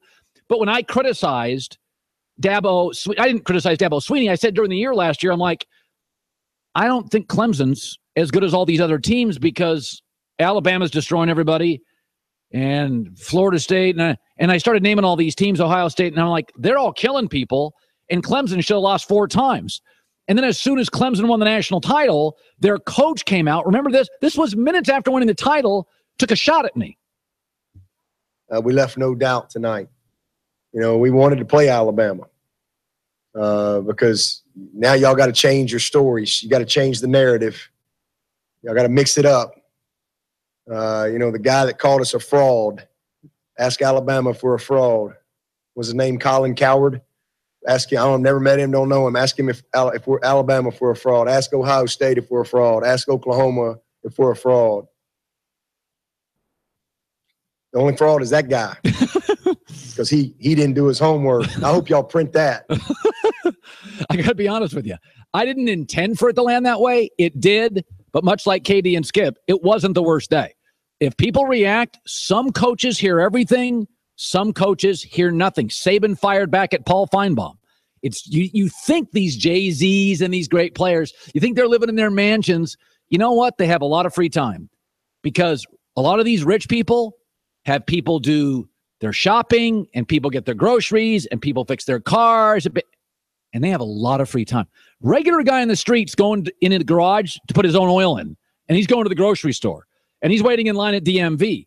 Superstars don't. They've got layers of people to do that. Translation, on their phone, 4 hours, nothing but free time. Christine with the news. No. Turn on the news. This is the Herd Line News. There's conflicting reports now. One says that Andrew Luck will be ready for week 1. Another says he will not be ready for week 1. He's still on the PUP list, has yet to throw the ball. We talked about this a little bit yesterday. I strongly believe that if he is maybe not ready, then don't play him. Yeah, I think that's what they think too. You know, it's a weird situation because it's such a winnable division. And we've never had a situation like a guy could play, but a team holds him out. So you're obviously going to play him the minute you think you can. But I tell you what, man, there's a lot of tension here because if he goes down and takes another shot, you could be looking at college only gives us about 2 great quarterbacks a decade. Mm-hmm. And this guy's career could end up being, if you risk it, could end up being 5 years, not 15. Roger Goodell was talking and said something kind of crazy. He said that football players live longer than non-football players. I don't think that's true. Here he is. The average NFL player lives 5 years longer than you, on average. So their lifespan is actually longer and healthier. And I think because of all the advancements, including the medical care, that number is going to even increase for them. So I think we just got to make sure we stay with the real data, because that's real data. Okay, you and I know that you can take real data and skew it to make almost any argument that you want to make. He is referring to a study by the Centers for Disease Control. The only problem with this is that in the study itself, it says it does realize that athletes are generally healthier people than the normal public, even before they even enter the game. They are just healthier, stronger people. Right. So it doesn't work. But Roger Goodell using the real data and skewing it, which, hey, we all do it. Listen, nobody has a vodka at night thinking it extends their life. I don't think most football players think when they're playing it extends my life. Now, it can give you a dynamic life. You can generationally, you can pay for parents and homes. But I don't think anybody, it's caveat emptor with smoking. Nobody smokes and thinks, I'll go 8 more years because I smoke. Like if you play football, you're going to end up with goofy fingers and a bad back. You could end up rich, but you're going to have some knee problems. Yes. Yeah. I mean, Mark Schler's had I'm not joking here, 27 left knee surgeries. Yeah, so you might live longer, but you've had 27 knee surgeries. Right. You're limping everywhere. Exactly. And finally, Carmelo Anthony was at one point saying that he was willing to waive his no-trade clause to go to either the Houston Rockets or the Cavs. Now he's reportedly no longer interested in waiving his no-trade clause for the Cavs because of the drama that is going on in Cleveland right now. Yeah. And I will say that is even more reason why LeBron should have never let it get to this place to begin with. Well, listen. And even when it did, even when he heard, hey, Kyrie wants a trade, try to wrap that thing up, try to mend the wounds, try to do something, because now people are looking at your entire organization as somewhere they don't want to be a part of. It's hard enough to get people to Cleveland. If people think Cavaliers and dysfunction, exactly. Like when it's perfect, it's hard to get people to Cleveland. Yeah. Like when it's ideal and that roster, when I'm telling you, when Kyrie leaves, even LeBron, I don't think you can win the East with that roster without Kyrie. Right, but this is, I mean, I know you've said that this is a bad look for Kyrie. This is also a really bad look for LeBron.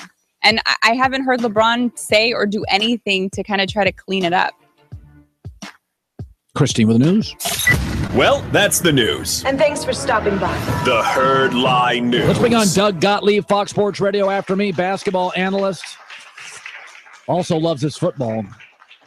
Okay, I want to actually start with. I'll start with Steph, and I'm going to move into different stuff. Good to see you, bud. I'm calling Steph Curry. He is the NBA's puppy. He's adorable. Everything he does, it's like he's teething. That's why I threw his mouthpiece. He is so darn popular. We're calling him Steflon. He's the Teflon puppy of the NBA. So I think if LeBron mocked him at a wedding, LeBron would take some heat. Steph mocks LeBron. It's seen as lovable because I think Steph's incredibly likable. Well, I mean, LeBron has mocked Steph in the past. And remember, LeBron, when they lost to the Dallas Mavericks, remember he mocked Dirk Nowitzki for coughing and saying that he was sick during the NBA Finals. So these are things that LeBron has actually done. Yeah. But let's look at it in totality. He was having fun at a wedding, and he was mocking something that LeBron did on social media, right? Guy, in totality, he's shown himself to be a good father, a good husband, a guy who likes to have fun, and he's handed over the conch, if you will, the leadership role of the Golden State Warriors at the end of the game to another player. He welcomed in a bigger superstar to help the team win. I mean, I don't understand how we can, if you're going to look in totality and say, well, he gets away with little things, maybe, but that's because the greater good is so much greater than mocking LeBron. By the way, his impersonation is dead on, right? Like he could not have done it any better. If you're going to do an impersonation, if you're going to mock somebody, you got to do it right. He did it right. I got no problem with it. It was funny. Anybody who saw it thought it was funny. And oh yeah, by the way, I'm sure LeBron James's boys have mocked him in the past. It just got caught on social media. I did not hear this, and I did not see a ton of it on social media. I was doing our stuff yesterday, but you taught Adrian Beltre got his 3,000th hit, and you kind of dedicated your show to I'm kind of suspicious, which I'll let you get back to those reasons in a second.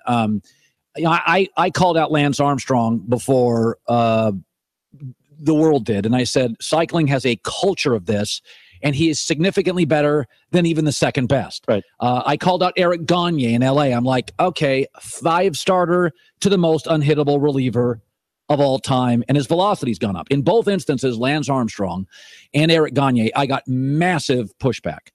This is outrageous. How can you make that claim? And what I always said was, there's a culture. Right. I'm not blind. Now, people yesterday are giving you some heat. So let's start with what you said about Adrian Beltre, who, by the way, now is 38, having a unbelievable year as he's aged, and that all of a sudden my antennas go up. Right. What did you say? Well, what I said was, don't you just wonder? Remember, I'm not accusing him of something I have no idea about, but there's different markers that in the past we've been led to believe those guys are potentially using, right? Like he had the 1-year spike with the Dodgers. One of the toughest places to hit home runs is in Dodger Stadium. Yes, it is. The 1 year in which he had 48 home runs early in his career was a contract year. And like the old, it's the D. Gordon did it in Miami with the Marlins, right? You got a contract year coming up. You do some things. You train a little extra hard. You get a little extra help to have that career spike. Okay? But if you look at his 20s and his 30s, not only is there no drop-off, but there's actually, and granted, he's played in more hitter-friendly parks in his 30s, but there's actually been better production in his 30s than 20s.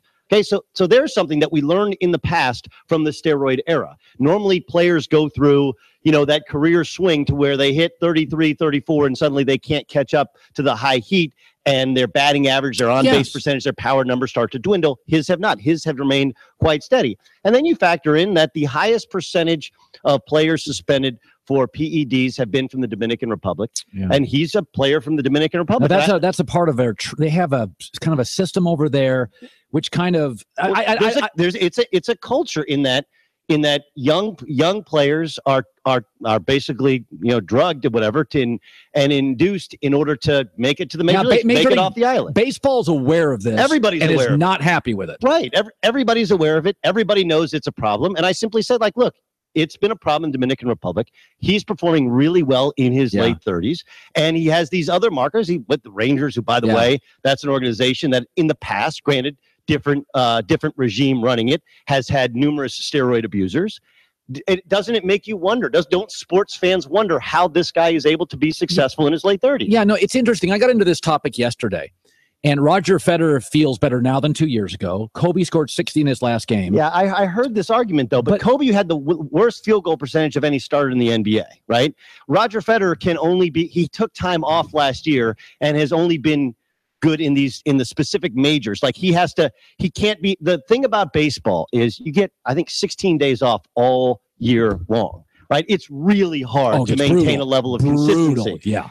So I actually think those guys have gone through more normal kind of career swings. Federer has, and plus their bodies break down. And maybe that's the thing with Adrian Beltre is he's lucky his body hasn't broken down. But I did hear it yesterday, and it is interesting. You brought up Tom Brady. He's better now than he was 3 years ago. Well, he also had the first 4 games off last year. Does that help him? Does that help him so he only has to play? Even LeBron James, who's great, but LeBron James takes games off now. And remember, they had shorter series in the NBA playoffs so they can have more reps. Yeah, I guess my takeaway was I'm seeing a lot of these legends, like they're really good longer. I mean, it used to be about 35. Kenny Stabler was just, the late Kenny Stabler, it was over. Like you just watch a guy and you're like, Pete Rose, 35. Okay, can't play. So, no, it is interesting. And I'm sure you got a lot of pushback on this stuff. I also think a component to this, Doug, is that the baseball media tends to be more of a supporter and romanticizing the sport than reporting on it. Jason Stark said during the steroid controversy, a respected journalist in baseball, it's not my job to cover that story. Well, hell, whose is it? Where in the NFL, Deflategate, everybody covered it, almost to a fault. Right. So I do think there's a sense that the baseball media is not being thorough in their questions about this, and therefore we in radio and TV feel like maybe it's an avenue we should jump in. Well, look, I think it's probably in many ways, if you want to, people want to blame me. Like, don't blame me. Blame all the Dominican players in the past that have tested positive. Don't blame me. Those are the blame all the trainers there. Right. Well, or don't. For example, look, Pudge Rodriguez is in the Hall of Fame. Like, Pudge Rodriguez was a juicer. I mean, like, has that been confirmed? The juxtaposition, yeah. I mean, yes. And then he was asked about it when he was elected into the Hall of Fame, and he doesn't want to talk about it now, right? Like, look at Pudge's body before and Pudge's body after testing, and it changed dramatically. I mean, even Biggio, who was elected in the Hall of Fame, he's lumped in with Ken Caminiti because Caminiti was a juicer. So, like, don't blame us for paying attention to baseball's past. Blame the guys who did wrong in the past, because those are the guys that we associate you with. And all I'm saying is, as a sports fan, we're allowed to wonder. We're allowed to suspect that maybe something is right, or maybe we're allowed, as you are thinking, maybe it's because science has changed, training has changed, diet has changed, that guys are able to prolong their careers better than they were. Yeah, I mean, like I looked at Adrian Beltre, and my takeaway was he's always been a really good hitter.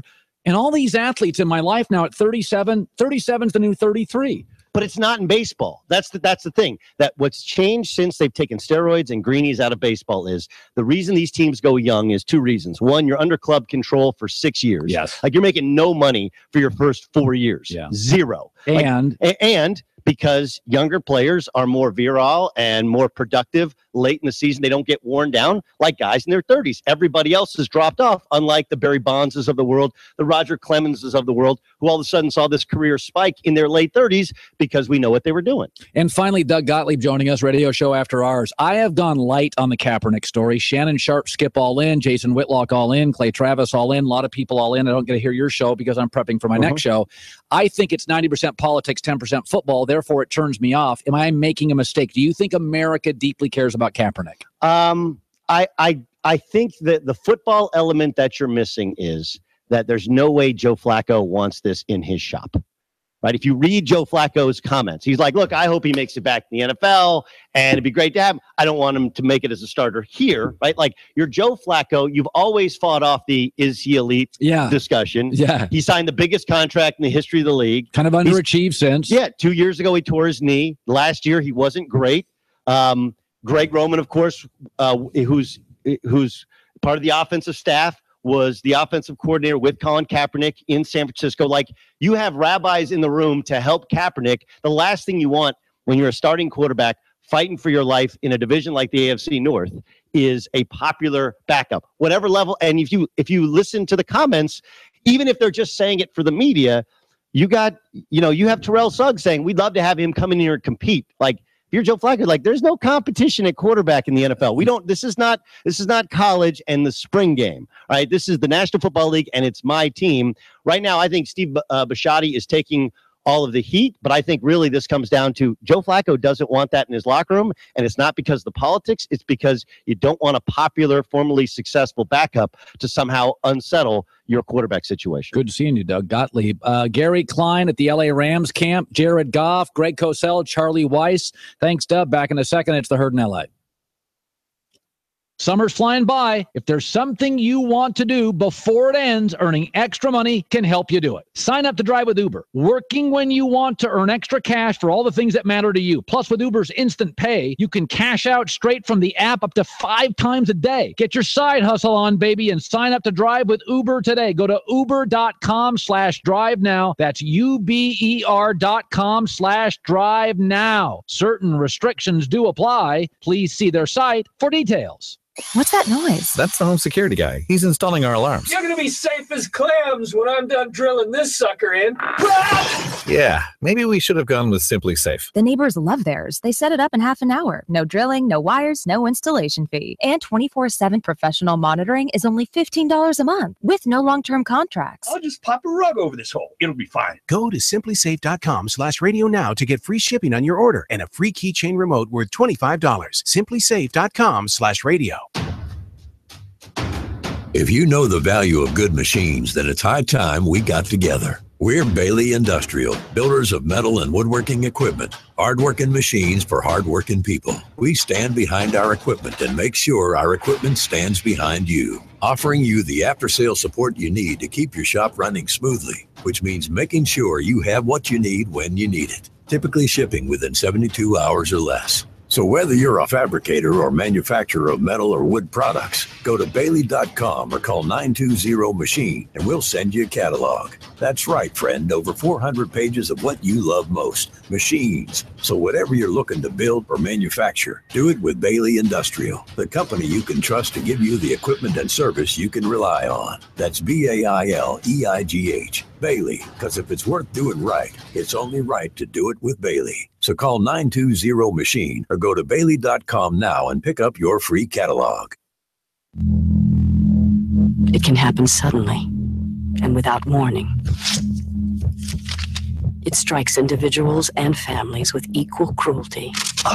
There is no way of stopping it. Oh my God. John? Your energy bill is coming. Wake up. Oh, can you hear me? Please. It's me, John. Be prepared when energy prices go up. Talk to me. Come on, baby. Visit the Alliance to Save Energy website to order your free Power Smart booklet. John? It contains simple, painless ideas to lower your energy bill. Call 911! Like installing energy-efficient Energy Star appliances that can save you hundreds of dollars a year. Where? Oh, thank God you're all right. What happened? I came in, opened this bill. This one here? Yeah. Honey, wake up. Wake up. Wake up, honey. This kind of shock can be avoided. Visit ASE.org for your free Power Smart booklet. We are people of all ages, from different walks of life. We have hopes and dreams, but live in a reality filled with pain. We are the family and friends of alcoholics. We struggle to keep the peace, to make things right. But our lives are not our own. They are controlled by someone else's drinking. We may be different, but we have one thing in common. We want our lives back. If you need help, call Al-Anon and Alateen at 1-888-4-ALANON or visit our website at www.alanon.alateen.org. To help them, you have to help yourself first. Wash off the blackboard. Put away the books. Take down the posters. Put away the gym balls. Empty out our desks. Scrape our names off the lockers. Pull our drawings off the walls.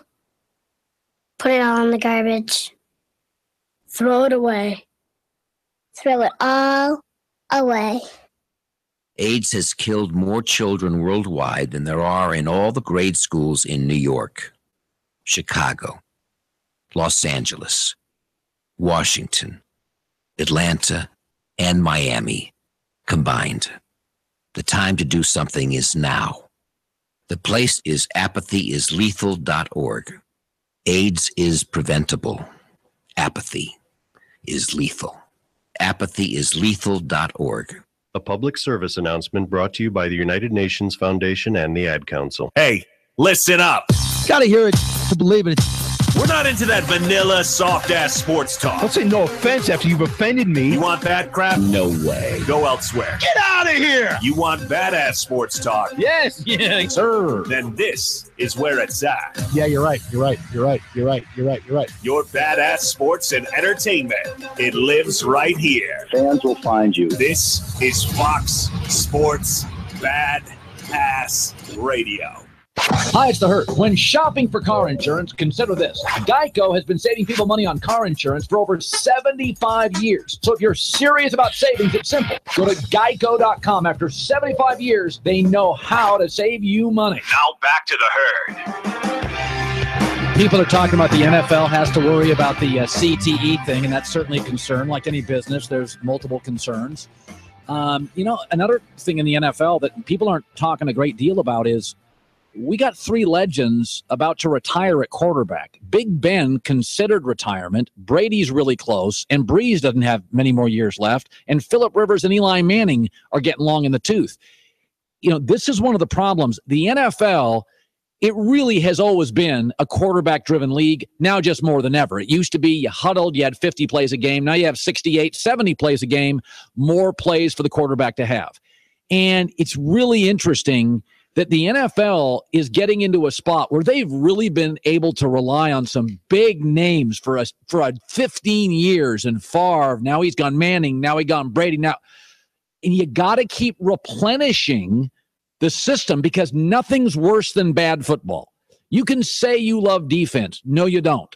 You love your team's defense. There's nothing worse than 6-3 football. There is nothing worse than feudal football. That's why it's really important that Andrew Luck get back upright. It's really important that Dak Prescott's good and Russell Wilson's good and Jared Goff makes it.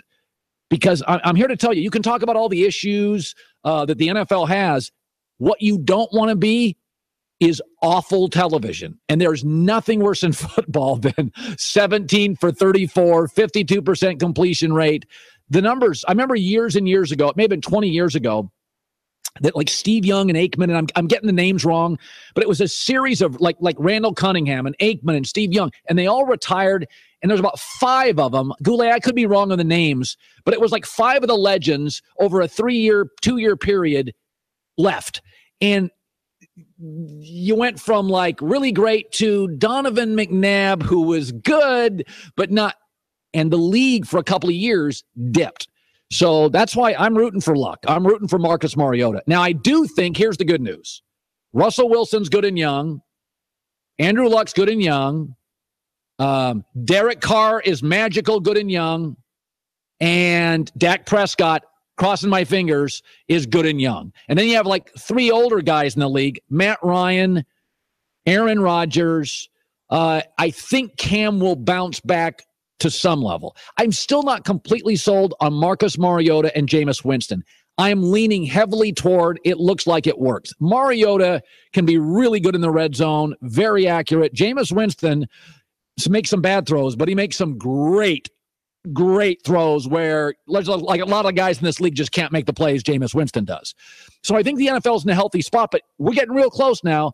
Big Ben, Breeze, Brady, done. And Eli and Phillip are right behind him. So that's why it's really, really important. This NFL draft coming up, you got 3 guys who are considered A franchise quarterbacks. That doesn't happen much. It's usually an A, 2 Bs, multiple Cs. You got 3 A's, the USC kid, the Wyoming kid, the UCLA kid, Greg Cosell. In 35 minutes, we'll talk about all those. I saw another story today, and I just kind of, this is something that for years gets under my skin. There was a really, really good basketball player. He was a 5-star high school player. And then he committed to Western Kentucky, and he got there, and like an hour later, he's like, I want to get out of here. And the coach suspends him, and now they're letting him transfer out. This is where I think the media they're too empathetic. This idea that college athletes should just be able to transfer whenever they want to whoever they want is baloney. Can you just walk out of your company? Could I walk out of my company today and go to ESPN? I'd get sued. Well, but you're paid and they're college kids. Let me tell you something.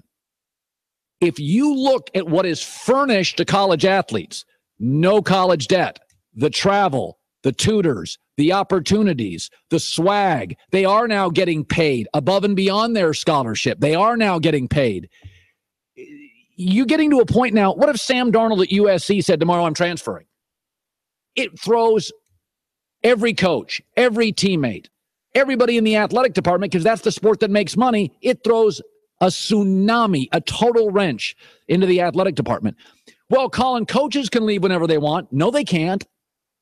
They have buyouts. When Rich Rod left Michigan, or it was at West Virginia, when Rich Rod was at West Virginia and he left, he had to pay the school $4 million. This idea coaches can just go whenever they want. Harbaugh can go to Ohio State tomorrow. Urban can go to Michigan State tomorrow. No, they couldn't. There's buyouts. So, I am for players having the ability to be mobile once they get to college. But there should be certain restrictions based on proximity to the season. There should be certain dates you're allowed to. And I don't have a problem if Kentucky wouldn't want their best player transferring to Louisville. I don't have a problem with a school getting a list of 2 schools they can't transfer to because it hurts their long-term recruiting viability. I think sometimes the media on that's way too soft. Everybody, there's restrictions on virtually anybody leaving a family and going to a rival family. It's the herd. Did you know this? Summer is actually burglary season. Every summer, rates spike for burglaries, according to the Department of Justice. It's why Simply Safe Home Security has extended their biggest ever summer sale until August 13th. Get a whopping $100 off their special summer package. Everything you need to keep your home safe from intruders. No long-term contract, no hidden fees ever. Don't miss out. The sale ends August 13th. Go now to simplysafecolin.com. Save $100 off their system. simplysafecolin.com. The key to success? Keep it simple, especially when it comes to hiring. And nobody makes it easier than Indeed.com. Post a job in minutes. Set up screener questions. Manage your candidates from one dashboard. According to an independent study, 5 times more hires are made through Indeed than any other job site. New users claim your $50 credit to post a sponsored job at Indeed.com/credit. Indeed, the world's #1 job site. Terms, conditions, and quality standards. In-depth traffic, news, and information. Mornings on Nooga Radio, AM 1240 and 92.7 FM. If you've suffered a personal injury or a loved one was the victim of a wrongful death, give the lawyers at McCoon, Williams, Atchlley, and Stanley a call. Our attorneys can help you or your business with a wide array of challenges to provide you with the highest quality legal services through the combination of our talents, experience, and expertise. If you're hit by business problems or need legal organization, we're here to help. Visit mwalawfirm.com. That's mwalawfirm.com. Give us a call at 423-756-6400. That's 756-6400. Expect partly sunny but dry weather out there through your afternoon. High settling into the upper 80s. Tonight, fair, mild lows, upper 60s. For Thursday, some sunshine, highs 87 and 90. Just a slight chance of a late shower or storm, with showers and storms more likely later Friday.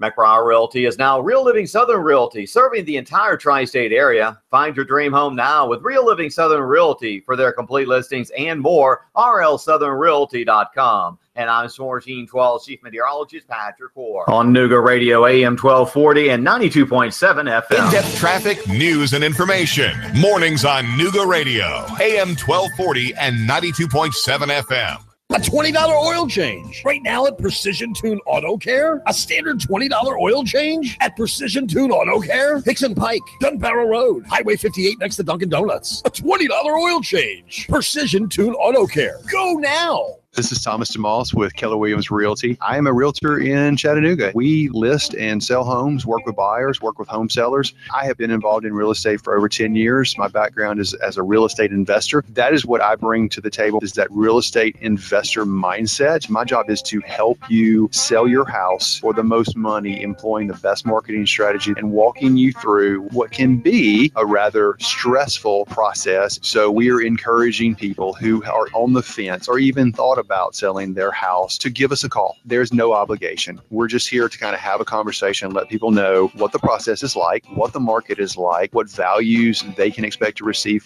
We work with buyers as well. I also have a buyer's agent that works exclusively with my buyers because we want to give our clients as much attention as we can. My cell phone number is 423-364-0028. Our website is northriverpropertygroup.com. That's northriverpropertygroup.com. We'd love for you guys to call us. Hi, this is Nadia behind the green door. You've had ice cream and you've had shaved ice, but have you had snow cream? It is amazing. It's light, airy, fruity snowflakes melting on your tongue. You need to come and see us. Highway 58, green door next to Hardee's. Does your business have enough clients? Are you confused about how to stand out in today's saturated social media market? You feel lost trying to navigate the maze of marketing channels which are necessary in today's marketplace? Are you fed up with spending your time and money on employees who don't perform and marketing strategies that don't produce? Then you need Cindy's Choice. Cindy will solve your marketing problems with their innovative shared marketing management concept that will allow your business to have the benefits of a full-time employee that is actually out building relationships in the community on behalf of your brand. Cindy's low monthly rate includes advertising, employee management, public relations, and creative marketing strategies that produce. Cindy can bring this all to you at a rate lower than most advertising campaigns and for much less than the cost of hiring a marketing employee. Cindy's Choice is your trusted source, and Cindy will manage it all for you. Hi, I'm Cindy. I focus on the prospect so you can focus on the project. Call me at 423-661-4445. That's 423-661-4445. So you can become Cindy's Choice. Truex Jr. is off the pace and he is headed to the pit lane. Elliott Howard's around the outside. Michael McDowell pops a right front tire. Here's Martin Truex to the bottom. Blaney blocks him off too. Meanwhile, Chase Elliott went 4 wide on the back straightaway. They're side by side for the lead. Hear it live on Chattanooga's official NASCAR radio station. Nooga Radio, AM 1240, 92.7 FM. The voice of NASCAR. If the South would have won, we'd have had it made. I'd probably run for president of the southern states. The day Elvis passed away would be our national holiday. If the South would have won, we'd have had it made. NASCAR, David Tulis, Coast to Coast AM, and CBS Radio News. Chattanooga's news, talk, and sports leader.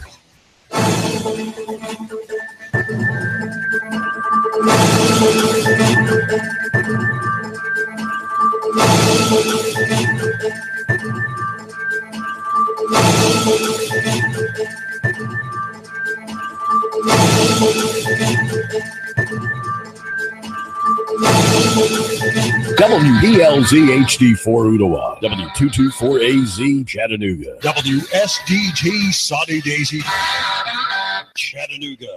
Last hour on the herd. Okay. Let's not talk about Kaepernick, the quarterback. Let's talk about Kaepernick, the topic. I've mostly steered away from it.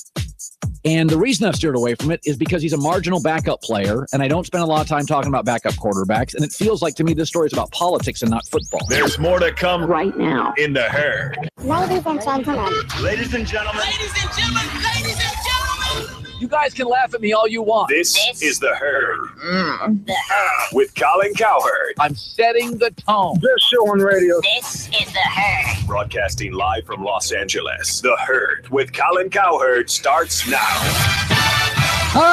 This is the herd. Wherever you may be and however you may be listening, live in Los Angeles, iHeartRadio, Fox Sports Radio, and FS1. Christine Leahy is joining me. I want to remind everybody tonight, coverage starts Soldier Field in Chicago tonight. It's the MLS All-Star Game on FS1. 8:30 Eastern it starts. MLS against Real Madrid. Michael Bradley will play for a World Cup team. Tim Howard will play. Bastian Schweinsteiger will play.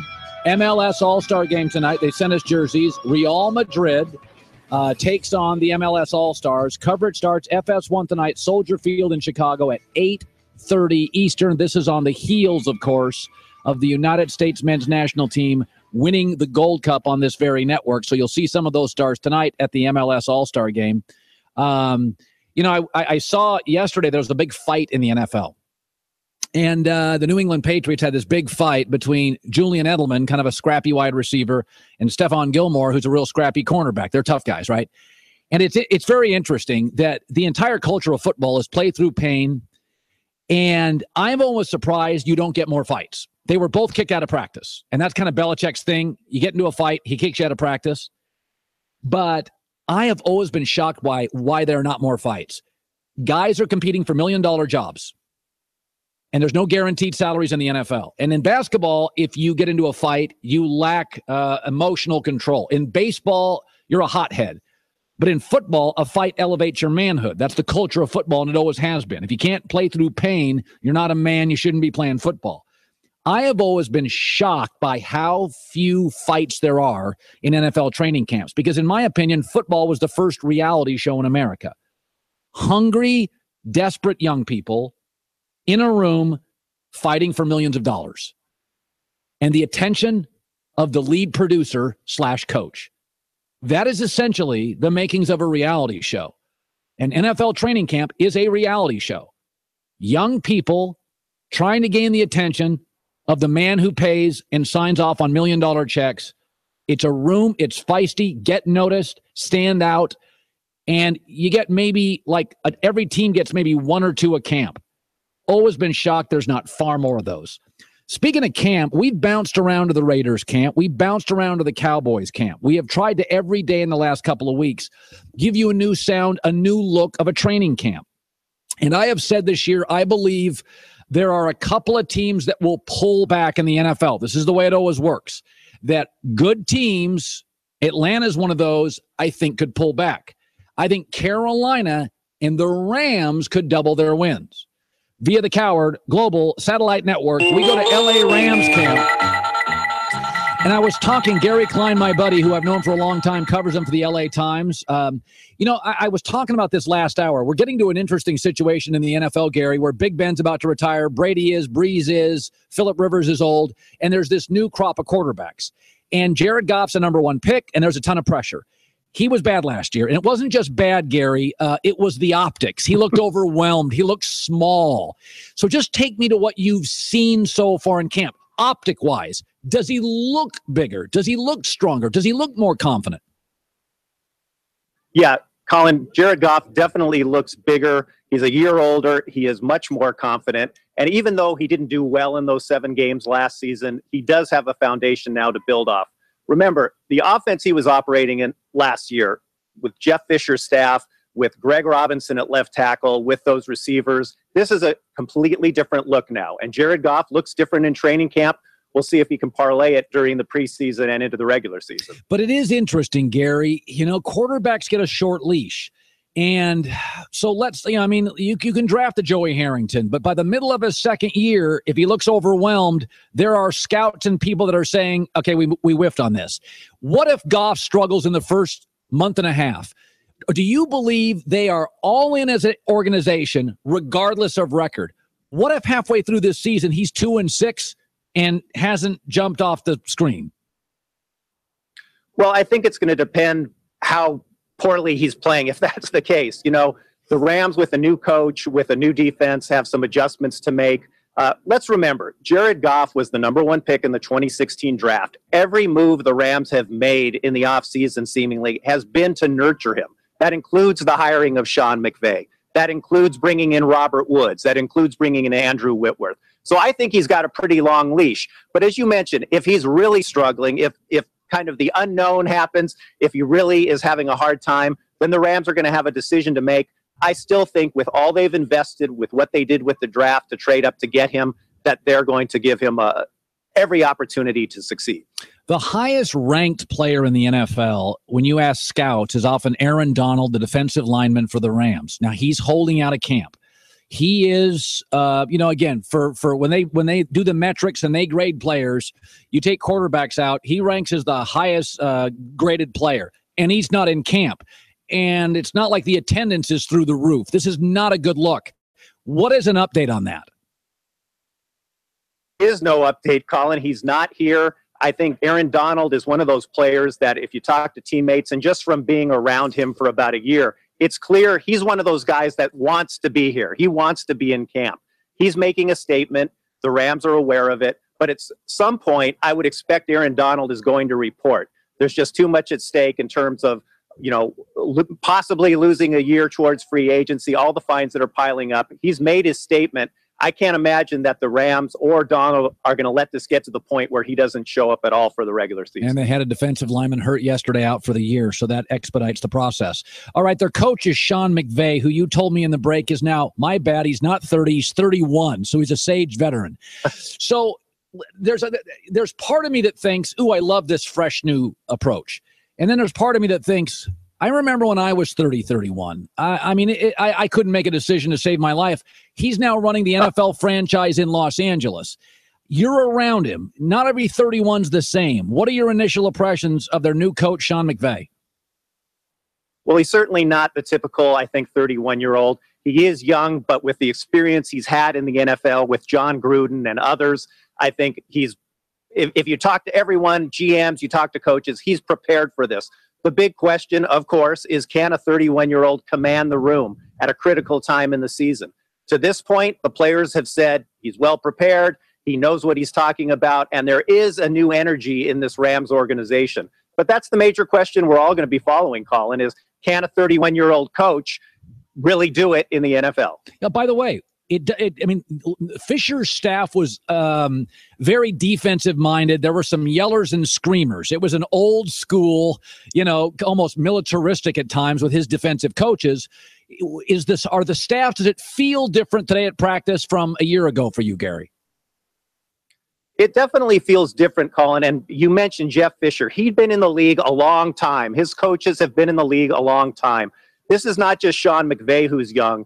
This is Matt LaFleur, a young offensive coordinator coming from the Atlanta Falcons. Lots of young defensive coaches going along with Wade Phillips, the experienced veteran. So there is a tangible difference out here on the practice field in terms of the energy, I think the accountability from the players. We'll see if that translates. But to this point, early in training camp, it looks as if they're on the right track. LA Times, Gary Klein, used to cover SC. That's where we met. Great seeing you, Gary. Thank you again. Thanks, Colin. You bet. Greg Cosell will stop by in 10 minutes. The other story today, and I think it is a story, that Colin Kaepernick, according to a news reporter, let me get her name, Diana Rossini, she says that John Harbaugh and Ossie Newsome support signing Colin Kaepernick. They have met resistance from the owner, Steve Buscemi, according to sources. And Buscemi has said, I'm getting pushback from fans. Again, if you own an NFL franchise, this has been my takeaway on Cap. I would always be very reluctant to give a backup quarterback who's newsworthy a gig. That's why I was anti-Tebow at the end. I'm anti-Manziel getting a gig. He's too newsworthy. I'm not for giving Kaepernick a gig. I want my backup quarterbacks to have backup quarterback personalities. Who are they? I couldn't honestly tell you. Who backs up Derek Carr? Connor Cook? If Connor Cook walked in our studio, wouldn't know who he is. I know well who Johnny Manziel is. And then when you combine Kaepernick being well-known and Flacco's vanilla dud personality, first practice, it's cameras toward Kaepernick. It's questions to all the players about Kaepernick. I try to be consistent. I don't want my backup quarterback to be a news-worthy player. That's why I'm not a Tebow guy, because he's not a franchise guy. I'm not a Kaepernick guy. I don't think you build a franchise around him. And I'm not a Manziel guy. Now, if you believe a backup like Kirk Cousins, if you really believed a couple years ago in Washington, our backup could end up being a top 10 guy in the league, then you can keep a backup. Like Jimmy Garoppolo right now is kind of newsworthy because of Brady. Well, he's going to be the future of the team. There are situations where I would have a higher profile backup if I truly believe I'm going to build the next 7 years around him. Joe Flacco's got a contract, and he's not going anywhere. Greg Cosell's around the corner. He'll be great today. Was remarkable yesterday. When it comes to finding a really, really great dentist, what do? You Google really great dentist, read a mountain of Yelp reviews. Are those dependable? Or do what over 9 million people have already done. You visit 1-800-dentist.com. Very rarely do we give you an opportunity that's that simple. I need a new dentist. Here's a phone number. That's what it is. They will hook you up with a local dentist that suits all of your dental needs. And, for example, if you need a crown, then you need a dentist with CEREC technology. Front, back spelled the same, CEREC. And comfortable, no return appointments, no gooey trays, and no gagging. Listen, to find a great dentist and one that has, for instance, CEREC technology, call 1-800-DENTIST today. 9 million people have. You can go online, too, at 1-800-DENTIST.com/CEREC. That's 1-800-DENTIST.com/CEREC. Why wait? Call or visit now. Geico presents a voicemail from your friend, Tree. Tree here. Just calling to say thanks for letting me crash at your place the other night. Well, on your place. It was a rough night. I had a bit too much wind, and I think I might have broke your chimney, actually. So, yeah. Any chance you'd want to drop off my tire swing? Yeah. I mean, if not, that's cool. Okay, later. Trees won't pay for tree damage. Luckily, one call to the Geico Insurance Agency makes it easy to switch and save on homeowners insurance. When smart businesses need to grow their team, they do it on the site proven to deliver, Indeed.com. According to an independent study, Indeed delivers 5 times more hires than any other job site, more hires than the rest combined. And right now, we're giving new users a $50 credit to post a sponsored job, boosting your listing in relevant search results. Claim your $50 credit at Indeed.com/credit. Indeed, the world's #1 job site. Terms, conditions, and quality standards apply. Okay, here we go, people. This is The Herd. Where are you again? With Colin Cowherd. I don't think it's a good idea to interview fighters after they've been knocked out, but I really wanted to give you a chance to express yourself. I have no problem with what Joe Rogan did because Daniel Cormier in that moment was newsworthy. He was newsworthy.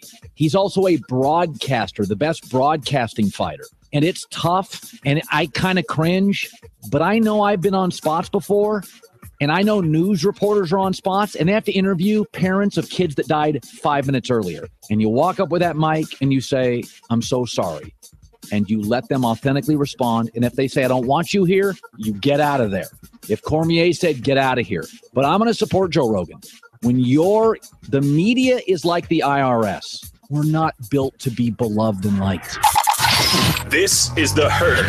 That guy's a nerd. With Colin Cowherd. What? Forget the hike to the post office with your express mail or priority mail packages, finding a parking space, and then waiting in line. Now there's a new free online service from the U.S. Postal Service called Carrier Pickup. Francia Smith, Vice President and Consumer Advocate of the U.S. Postal Service, explains. Carrier Pickup means just that. Your letter carrier will pick up your domestic express mail or priority mail items at your home or office at no extra charge. Just visit us at USPS.com and request a pickup on the next scheduled mail delivery day. It's perfect to help customers manage their busy lives. What else does it offer? While you're online, you can also use our click and ship service to print mailing labels and add delivery confirmation service so you can keep track of your package and know when it's delivered. Customers can even create and store mailing lists, purchase postage, and order mailing supplies, all from the comfort of their own home. More convenience, easier access, that's what Carrier Pickup and the online services from the Postal Service are all about. For more information on Carrier Pickup, visit USPS.com/pickup. NASCAR champion Bobby Labonte here with my brother Terry and my nephew Justin. You know, every sport has its essential safety gear. For racing, we wear helmets, fire retardant suits, and Nooganomics gloves. For fishing, waterfowl hunting, and boating, we wear life jackets. After an intense race, there's nothing more relaxing than bass fishing or a little duck hunting on the lake. But we're the first ones to tell you, on the track or on the water, accidents happen fast. In a crash, there's no time to put on a helmet. And when a boater capsizes or is thrown from the boat, there's rarely time to reach a stowed life jacket. But today's life jackets are lightweight and comfortable. Fishing or hunting, they don't get in your way. That's why you won't catch a Labonte on the water without a life jacket. Don't let us catch you either. Remember, you're in command. Boat safely. This message brought to you by the United States Coast Guard. For more information on boating safety, visit www.uscgboating.org. If you had to decide who deserves to go to college, who would it be? A single mom coming back to class with dreams of being a nurse? Or a high school grad intent on a biotechnology career? A police officer learning more about Homeland Security? Or an out-of-work technician who needs new skills to get a job? Every American deserves a chance for a better future. And community colleges are that gateway for millions of Americans. Our communities and local businesses depend on the students we educate. Today, enrollment at community colleges is growing dramatically, but funding to serve these students is not keeping pace. We need your support to keep the door of opportunity open for all. Important futures are riding on community colleges, including our nation's. Community colleges, the face of America, the future of America. This message is from the American Association of Community Colleges. This is Fox Sports Radio. This is really big news. And this is why you should stay. You should stay for the best information. The hottest of hot takes. And that was my point. The best talent on the radio. We want to give them the best of what we got. This, my friends, is why you should stay with us. Oh, and if you don't, we're going to send Clay Travis to your house in a Wrangler Speedo. It's actually very flattering. Oh! So what? Give it up! Want to hit up Colin? Follow my Twitter account. Twitter at Colin Cowherd. Or call 877-757-HERD. Now back to the Herd with Colin Cowherd. Live from Los Angeles. Sometimes people say something, and it's like, God, I wish I would have thought of that. Like, you ever walked into like a manager's office and they have one of those plaques? It used to be really popular in the 70s, 80s, and it would be like one of those motivational things, or penny saved, a penny earned. And you're like, man, I wish I would have come up with that saying. That's an awesome saying. And yesterday, and I'll get to the saying in a second, but it was really smart, and it really made me think. And it was from a friend of mine. So Jimmy Garoppolo came out, backup quarterback for the Patriots, and they're going to build a franchise around him. I mean, this is a guy they think 10, 12-year starter. And that's my exception when it comes to backups. If you do think they're going to supplant your starter and be a 12, 10-year starter, a franchise guy, then go for it. Then I, if I know him, I can deal with it. Otherwise, if you're a backup and you're not going to be a long-time starter, I don't want to know about you. I don't want to know your name. The best backup in the league is Drew Stanton of Arizona. He's proven he can win a game in a tight spot. I wouldn't recognize him if he walked into Burger King and stood next to me in line. I mean, I wouldn't. That's the perfect backup to me. But it's interesting because if you really look, there's questions now. Should Garoppolo be upset and want to go start? Quarterback is becoming in the NFL like real estate. Location, location, location. Go ask Brock Osweiler. He was with one of the 5 great organizations in the NFL, like New England, Pittsburgh, the Giants, the Packers, the Denver Broncos are never bad. They're never chaotic. They may not always get to the playoffs. They never humiliate themselves. They're not a roller coaster. So Brock Osweiler's like, I'd rather take a few dollars and go to Houston. Now he's in Cleveland and about to get cut. Like, be very careful leaving great. Never forget this.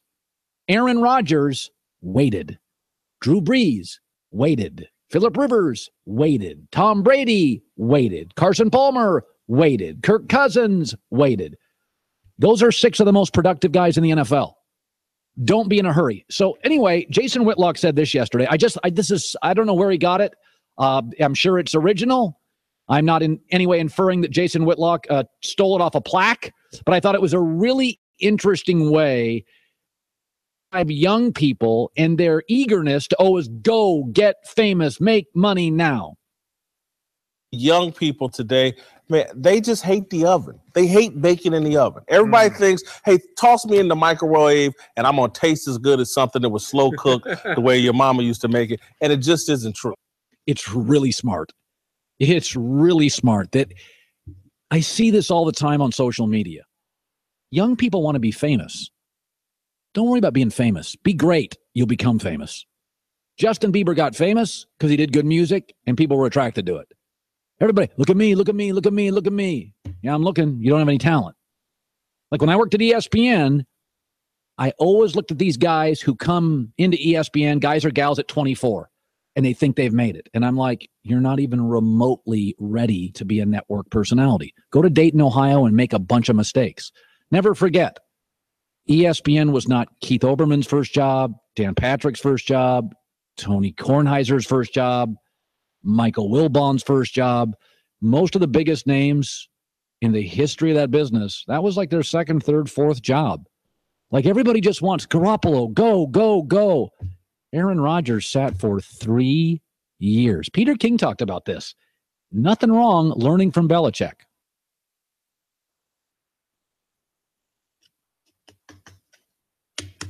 Well, that's what he said. Colin, look at the reality of Jimmy Garoppolo's situation. Let's say he left this year. You know where he would have gone? Cleveland. You tell me. You want to play in New England one more year in a very young age, your 4th year as an NFL player, get one more year of the Brady stuff seeping into you, playing for Belichick, learning under Josh McDaniels. You want to do that?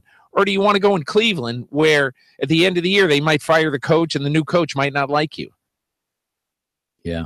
I'll tell you that Whitlock thing, I'm going to steal that and use it on my show someday and pretend that I came up with it. This is a great quote. Young people today, man, they just hate the oven. They hate baking in the oven. Everybody thinks, hey, toss me in the microwave and I'm going to taste as good as something that was slow cooked the way your mama used to make it. And it just isn't true. He does sound cooler saying mama than I would. That I'd give him. Christine with the news. No. Turn on the news.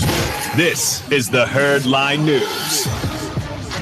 Well, the Patriots are having some real issues right now, some big problems that they have to deal with. I'm going to tell you about 2 of them. The first one, I don't know how they're going to get through this, but they had to actually do some construction to make room for all the banners that they have. It's a big problem. First world problem. Yeah, really bad problem. So here is Robert Kraft talking about how they're going to get through this tough time.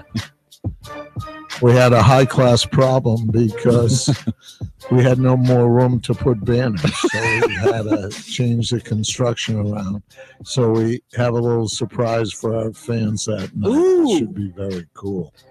Oh, that is awesome. That makes me want to go. I know. I mean, obviously, I have a little bit of an affinity for New England, but that makes me want to go just to see what the surprise is going to be. That's the greatest problem in NFL history.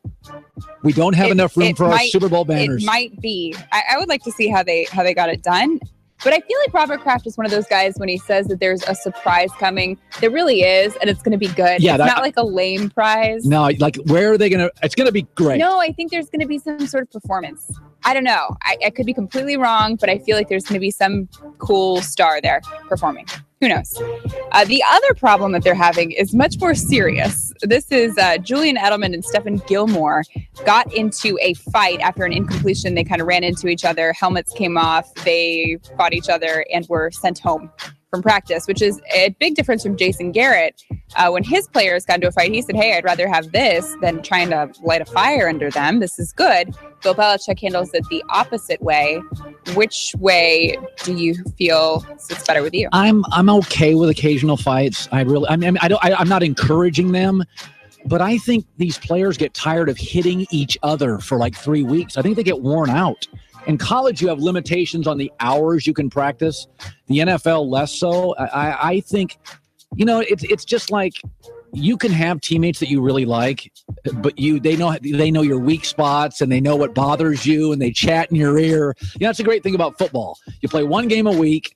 There's 50 plays. Even if I hate a guy, in, out, off the field, he's out of town. I think camp is frustration of facing the same guy. And by the way, you also, if I face you over and over, you start to know my moves and I know your moves. Mm-hmm. So I can't be as productive as I want because you know all my little tricks. And by the way, if I'm a defensive player, I know the offensive plays of the team. So I think it can compound and get frustrating for players. Well, then they say, too, that in relationships, once you stop fighting, that's dangerous because that means you don't care anymore. Right. So if they're fighting, that means they care, right, which is good. And finally, this is great news for us. Roger Goodell seems that he does not want to have any more Super Bowls in a place where cold weather or ice or snow could be a factor, which is great news for us that we would not have to deal with that. But he said he wants the game played in perfect conditions. And, I do enjoy watching football when it's snow and it kind of affects the game, but not the Super Bowl. The Super Bowl, I think, should be even playing field. By the way, the Super Bowl is also a reward for the teams, yes, the coaches. Why let weather impair the product? Right. Also, when you're in a smaller town and there's snow and all those extra people, to put that burden on the town to get rid of the snow, it's just too much. I covered Jacksonville Super Bowl. They were so overwhelmed. Christine, you need about 4,000 cabs. Now you didn't have Uber then. That town has about 100. They were literally, I was jumping in the back of vans that I just think for local people wanted a $20 bill to get me to a restaurant. They were completely overwhelmed. Even in Houston, I got in an Uber and the guy told me he wanted to charge me a flat fee of $200 to take me down the street. So it's a problem even in bigger cities. Yeah. But it does. See, you guys are thinking this means we don't go to cold weather. That just means it's places with a dome. We're still going to Minnesota. The field will be in perfect condition. We will be cold. Yeah, but it's okay because when you're actually inside the stadium watching the game, then it won't be a problem. And I'm sure in Minnesota there'll be plenty of fires and. By the way, even if you have a dome, let's say you go to Minnesota and they have a blizzard and it delays the flights. And it's bottom line is they don't move the Grammys. They don't move the Oscars. They're in LA. Why do you got to move everything? They don't move Mardi Gras. It's in New Orleans every year. Why do you got to move? That's not fair for the fans. I'm not into fair. I never have been. Yeah, but all the celebrities most of them live in LA. The football players are all over the country. Maybe everybody should move here. It's very nice. No, please don't. Our traffic would be worse. It's impossible. It could never be worse. No. Christine with the news. Well, that's the news. And thanks for stopping by. The Herd Lie News. A senior producer at NFL Films that I have used on the air for 5 to 6 years and have enjoyed every minute of it. Nobody's more objective. Nobody I trust more in personnel opinions. His name is Greg Cosell. He's joining us for the second day in a row in studio from the NFL Films. And we've got some really cool tape today. I thought you did some yeoman effort yesterday with Dak and Aaron Rodgers. I wanted to start before we get to the film breakdown of the college kid. Sure. The Patriots and Garoppolo. So I'm for more data always. Like when you're judging, give me more tape. I think that's what's hard about the NBA draft. I get 30 games in the Big Ten. In college, if you're an SEC lineman, I get 4 years against LSU, Bama. So if you're Bill Belichick, from what you've seen so far on Garoppolo. If I was Bill Belichick, I wouldn't be sitting here right now. Of course. And you wouldn't say anything if you were. Right. Okay. But do you still have concerns that Garoppolo's the guy? Absolutely. The sample size is too small to make that definitive judgment. They're with him every day, so they have a defined opinion, and we're not going to know that because Bill Belichick will not share that. But if you're just looking objectively, he's played was it 2.5 games before he got hurt in the regular season, I believe. And he played in the preseason last year. And in the preseason last year, he showed some ups and downs. Then he came in the regular season, clearly improved to some degree. But the sample size is nowhere near large enough, Colin, to sit here and say definitely that this guy is going to be a great quarterback for the New England Patriots. Now, he does bring more movement than Brady. Is there, in the preseason when he struggled, what specifically did you not like that you would say, don't love that? Right. I thought that, and this was erratic. I thought he struggled a bit in the red zone, which didn't surprise me because everything happens faster in the red zone, and you must isolate where to go with the football quicker. But that didn't surprise me. That's the normal course of growing as a quarterback. But then he improved somewhat in that area. You make a good point. I think they might add some things when he plays, if he's the quarterback in New England at some point, add some things that involve more design movement. He certainly made a big play, as I recall, week 1 last year against Arizona. It was 3rd and 15, I believe, in the fourth quarter, and he came out of the pocket, not by design, outside of structure, and I think he moved to his left, actually, and made a big-time throw that ended up leading to the victory. Those are the kinds of things that he probably does better than Tom Brady, but we don't know the answer to what Garoppolo is as a 16-game starter. Think of it. That's a big difference. There's a lot of guys who can play well for a short period of time. We don't know what he would do as a 16-game starter. I always said that about my industry. A lot of guys are great guests. Can they talk for 3 hours a day in June? Like, there's a difference between a great guest when you're the starter and everybody's got film every week. You can't hide flaws. I want to. Why are you mentioning that when I'm on? There was coincidental. So Brady, Breeze, Big Ben, very close to retiring. I mean, we're a year or two away. When you look, let's take Breeze and Big Ben. Sure. When you look at veteran quarterbacks and you look at film for a living, where do you see age in Breeze and Big Ben? Well, I think you start with what they do really well. Now, Breeze never had a big arm, but he had a better arm than people thought. And he had really strong legs, powerful legs, and he was an over-the-top thrower. Yeah. So he threw better than people thought. I think Breeze's arm has just gone down a little bit. Now, his numbers were still really good. He's obviously incredibly smart as a quarterback. He can isolate where he needs to go with the ball before the snap, which great quarterbacks do now in the NFL. But I think with Breeze, the arm is just dropping a little. Big Ben doesn't quite move exactly the same way he used to. He doesn't. And I think where the difference is that he loses a little bit of clarity with his vision downfield. He was always a master at being able to move, Colin, and keeping his clarity and his vision down the field, because often when he moved, he wasn't checking it down, he was throwing it down the field. And that was a rare trait that he had. He can still do it, but I don't think you see it as often as he did earlier in his career. Let's segue to the fun stuff for the next 7-8 minutes here. This is rare, where we have 3 quarterbacks, and I talk to a lot of people, yourself included, and people are saying they look like potential A quarterbacks. This is not a BC class. No, some are saying they could be the top 3 picks in the draft. Yes, and I believe that to be true. Right. So let's look at all 3. From your perspective, we're going to start with Sam Darnold. Sure. Because he's the most ballyhooed right now because of the Rose Bowl. USC's a fairly profound program. So let's look at tape on Sam Darnold. And there's a lot of positives about it. And let me just start by saying these guys are going to play another year in college, maybe more, depending on what you believe about Darnold. And Darnold's only played 9 or 10 games. So these are not definitive judgments. These are just, here's what the tape shows.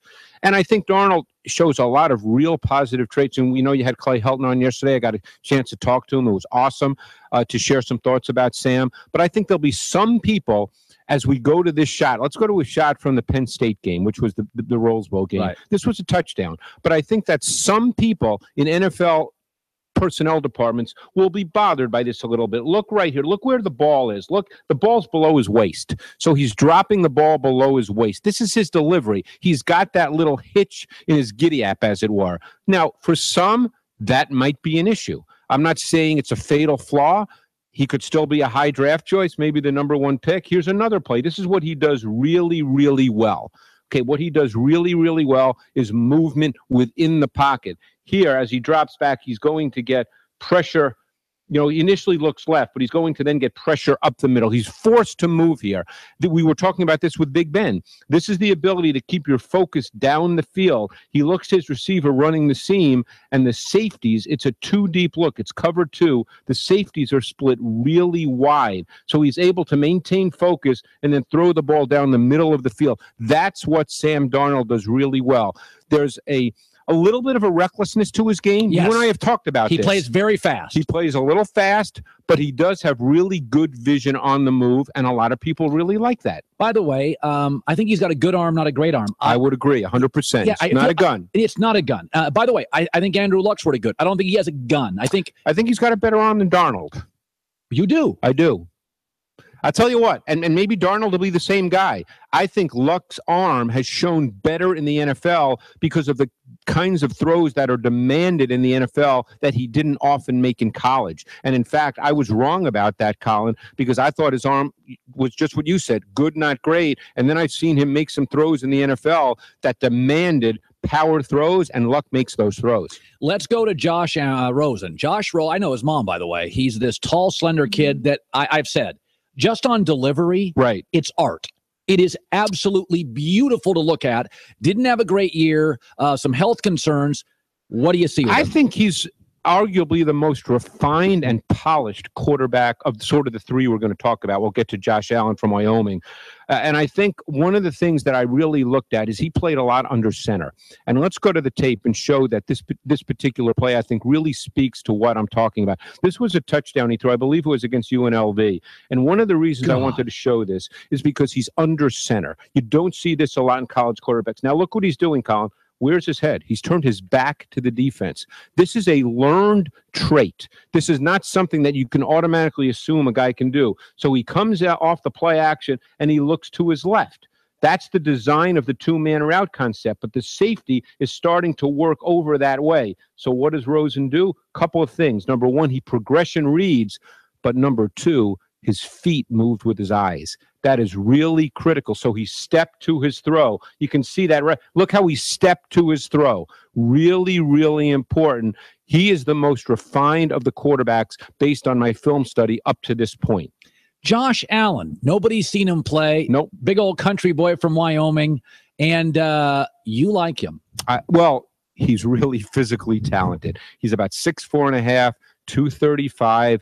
The physical talent oozes off the tape. Now, he's got a lot to work on. I'm being totally honest here. And he's one of those guys that could make it really big, but he also has some things that if he doesn't get corrected and work on over time because he's a little undisciplined. But I want to show you a play that really speaks to me in a real positive way. So let's run this with Josh Allen. And the reason I wanted to show this is there's an anticipation element here that's absolutely critical. And you'll see him right here. Now, he's going to look to his left, and he wants to throw to his left, and you're going to see the safety and the corner there. It's a quarters type coverage look, which means you're going to have the corner down below. He wants to hit the vertical route right here. This corner with his body position, he knows can't turn and run. That safety is stuck inside. He can't get over the top to the sideline, but it's when he threw the ball. Way early. Wow. And again, now you're dealing with anticipation, timing, so critical to play in the NFL. And that looks like to me a good arm. He's got a really good arm. He's got a gun. And there's one play that I want to show. And I want you to take a look at this play because this is a play that not very many people can make. Okay, he drops back. This is the movement element. He had to move. Look at him move to his left and look at him make this throw. Now, oh God, that, by the way, that was 55 yards in the air. And you're going to see it again. Off balance. And look at the accuracy on this throw, 55 yards in the air. That kind of reminded me a little of Roethlisberger coming out of Miami of Ohio. I mean, I don't think a lot of NFL guys make that throw. I couldn't agree more. So to me, he's the most physically talented quarterback. And if he has a really good senior year and plays with a little more efficiency and a little more discipline in his game, a little more stability in his game, it wouldn't surprise me if he's the quarterback everyone's talking about come the 2018 draft. Greg Cosell, final question. Yeah, I know. I'm going to be a Wyoming season ticket holder if I can get to Jackson. You'll be watching a lot of Wyoming this year. Finally, I don't really care about the media's opinion. I have always trusted you on quarterbacks. Sure. Is Colin Kaepernick this? Is Colin Kaepernick that? I see a guy that throws a fastball but no off-speed pitches, doesn't have great nuance to the position. That's what I see. He does not. Colin Kaepernick is a power thrower, not much pace and touch, and he can run really fast in a straight line. The subtleties and nuances of playing NFL quarterback, he doesn't really have. Now, because he moves so much, he won't turn it over a lot. That's a good thing. So Colin Kaepernick needs to play on a team the kind of team he played with in San Francisco. You need an offense that starts with the run game, and you need a really good defense. If he can play on a team like that, his deficiencies can be minimized. But if you just look at him as a quarterback where a coach says he can run a fully dimensional offense efficiently and effectively, coaches are going to back off a little bit from that. By the way, does Baltimore fit for him offensive scheme-wise? Well, everybody's assuming because Greg Roman's there, but he's not the coordinator. Does he fit there? He's not. He's certainly not as good a quarterback as Joe Flacco. So does he fit as a backup? That depends on their ability to run. They were not a very good running team a year ago. They weren't. And there's no reason to believe they'll be a real good running team this year. Great seeing you. This is so much fun for me. Greg Cosell, thank you for coming on. Colin, appreciate it. Thanks. In LA, it's the Herd. Flying by. If there's something you want to do before it ends, earning extra money can help you do it. Sign up to drive with Uber. Working when you want to earn extra cash for all the things that matter to you. Plus, with Uber's instant pay, you can cash out straight from the app up to 5 times a day. Get your side hustle on, baby, and sign up to drive with Uber today. Go to uber.com/drive now. That's uber.com/drive now. Certain restrictions do apply. Please see their site for details. Okay, keep your eyes closed. Okay. I want to show you my first ever painting. All right. Okay. Open your eyes. Oh, that's a lot of colors and shapes. So be honest. What do you think? Well, I like how if you switch to Geico, you could save hundreds of dollars on car insurance. Oh, yeah, that's true. Yeah. Here, why don't I hold your paintbrush while you call them? Geico, because saving 15% or more on car insurance is always a great answer. If you're drowning in IRS debt and can't afford to pay, then you need to take advantage of special IRS tax programs that are available and free yourself from IRS collection efforts once and for all. Due to the financial hardship consumers are facing during the decline in the U.S. economy, the Internal Revenue Service has made it easier to settle delinquent tax problems. An open phone line has been established by Community Tax for consumers to call and see if they qualify. Take down this number or store it in your cell phone, but call the Community Tax Helpline at 800-348-9606. If you owe back taxes to the IRS and cannot afford to pay them back, or even if you have years of unfiled tax returns, there's no need to fear anymore. But you have to call the Community Tax Helpline today at 800-348-9606 for the help that you need. Don't take on the IRS alone. They can attack your wages, savings, pension, home, and even your Social Security check. Call 800-348-9606 for your free consultation and to see if you qualify. That's 800-348-9606. Hi, I'm Tim McGraw. Every 2 seconds, someone in America needs blood. Accident victims, cancer patients, and individuals with blood disorders and other illnesses. They may live next door or up the block or across town.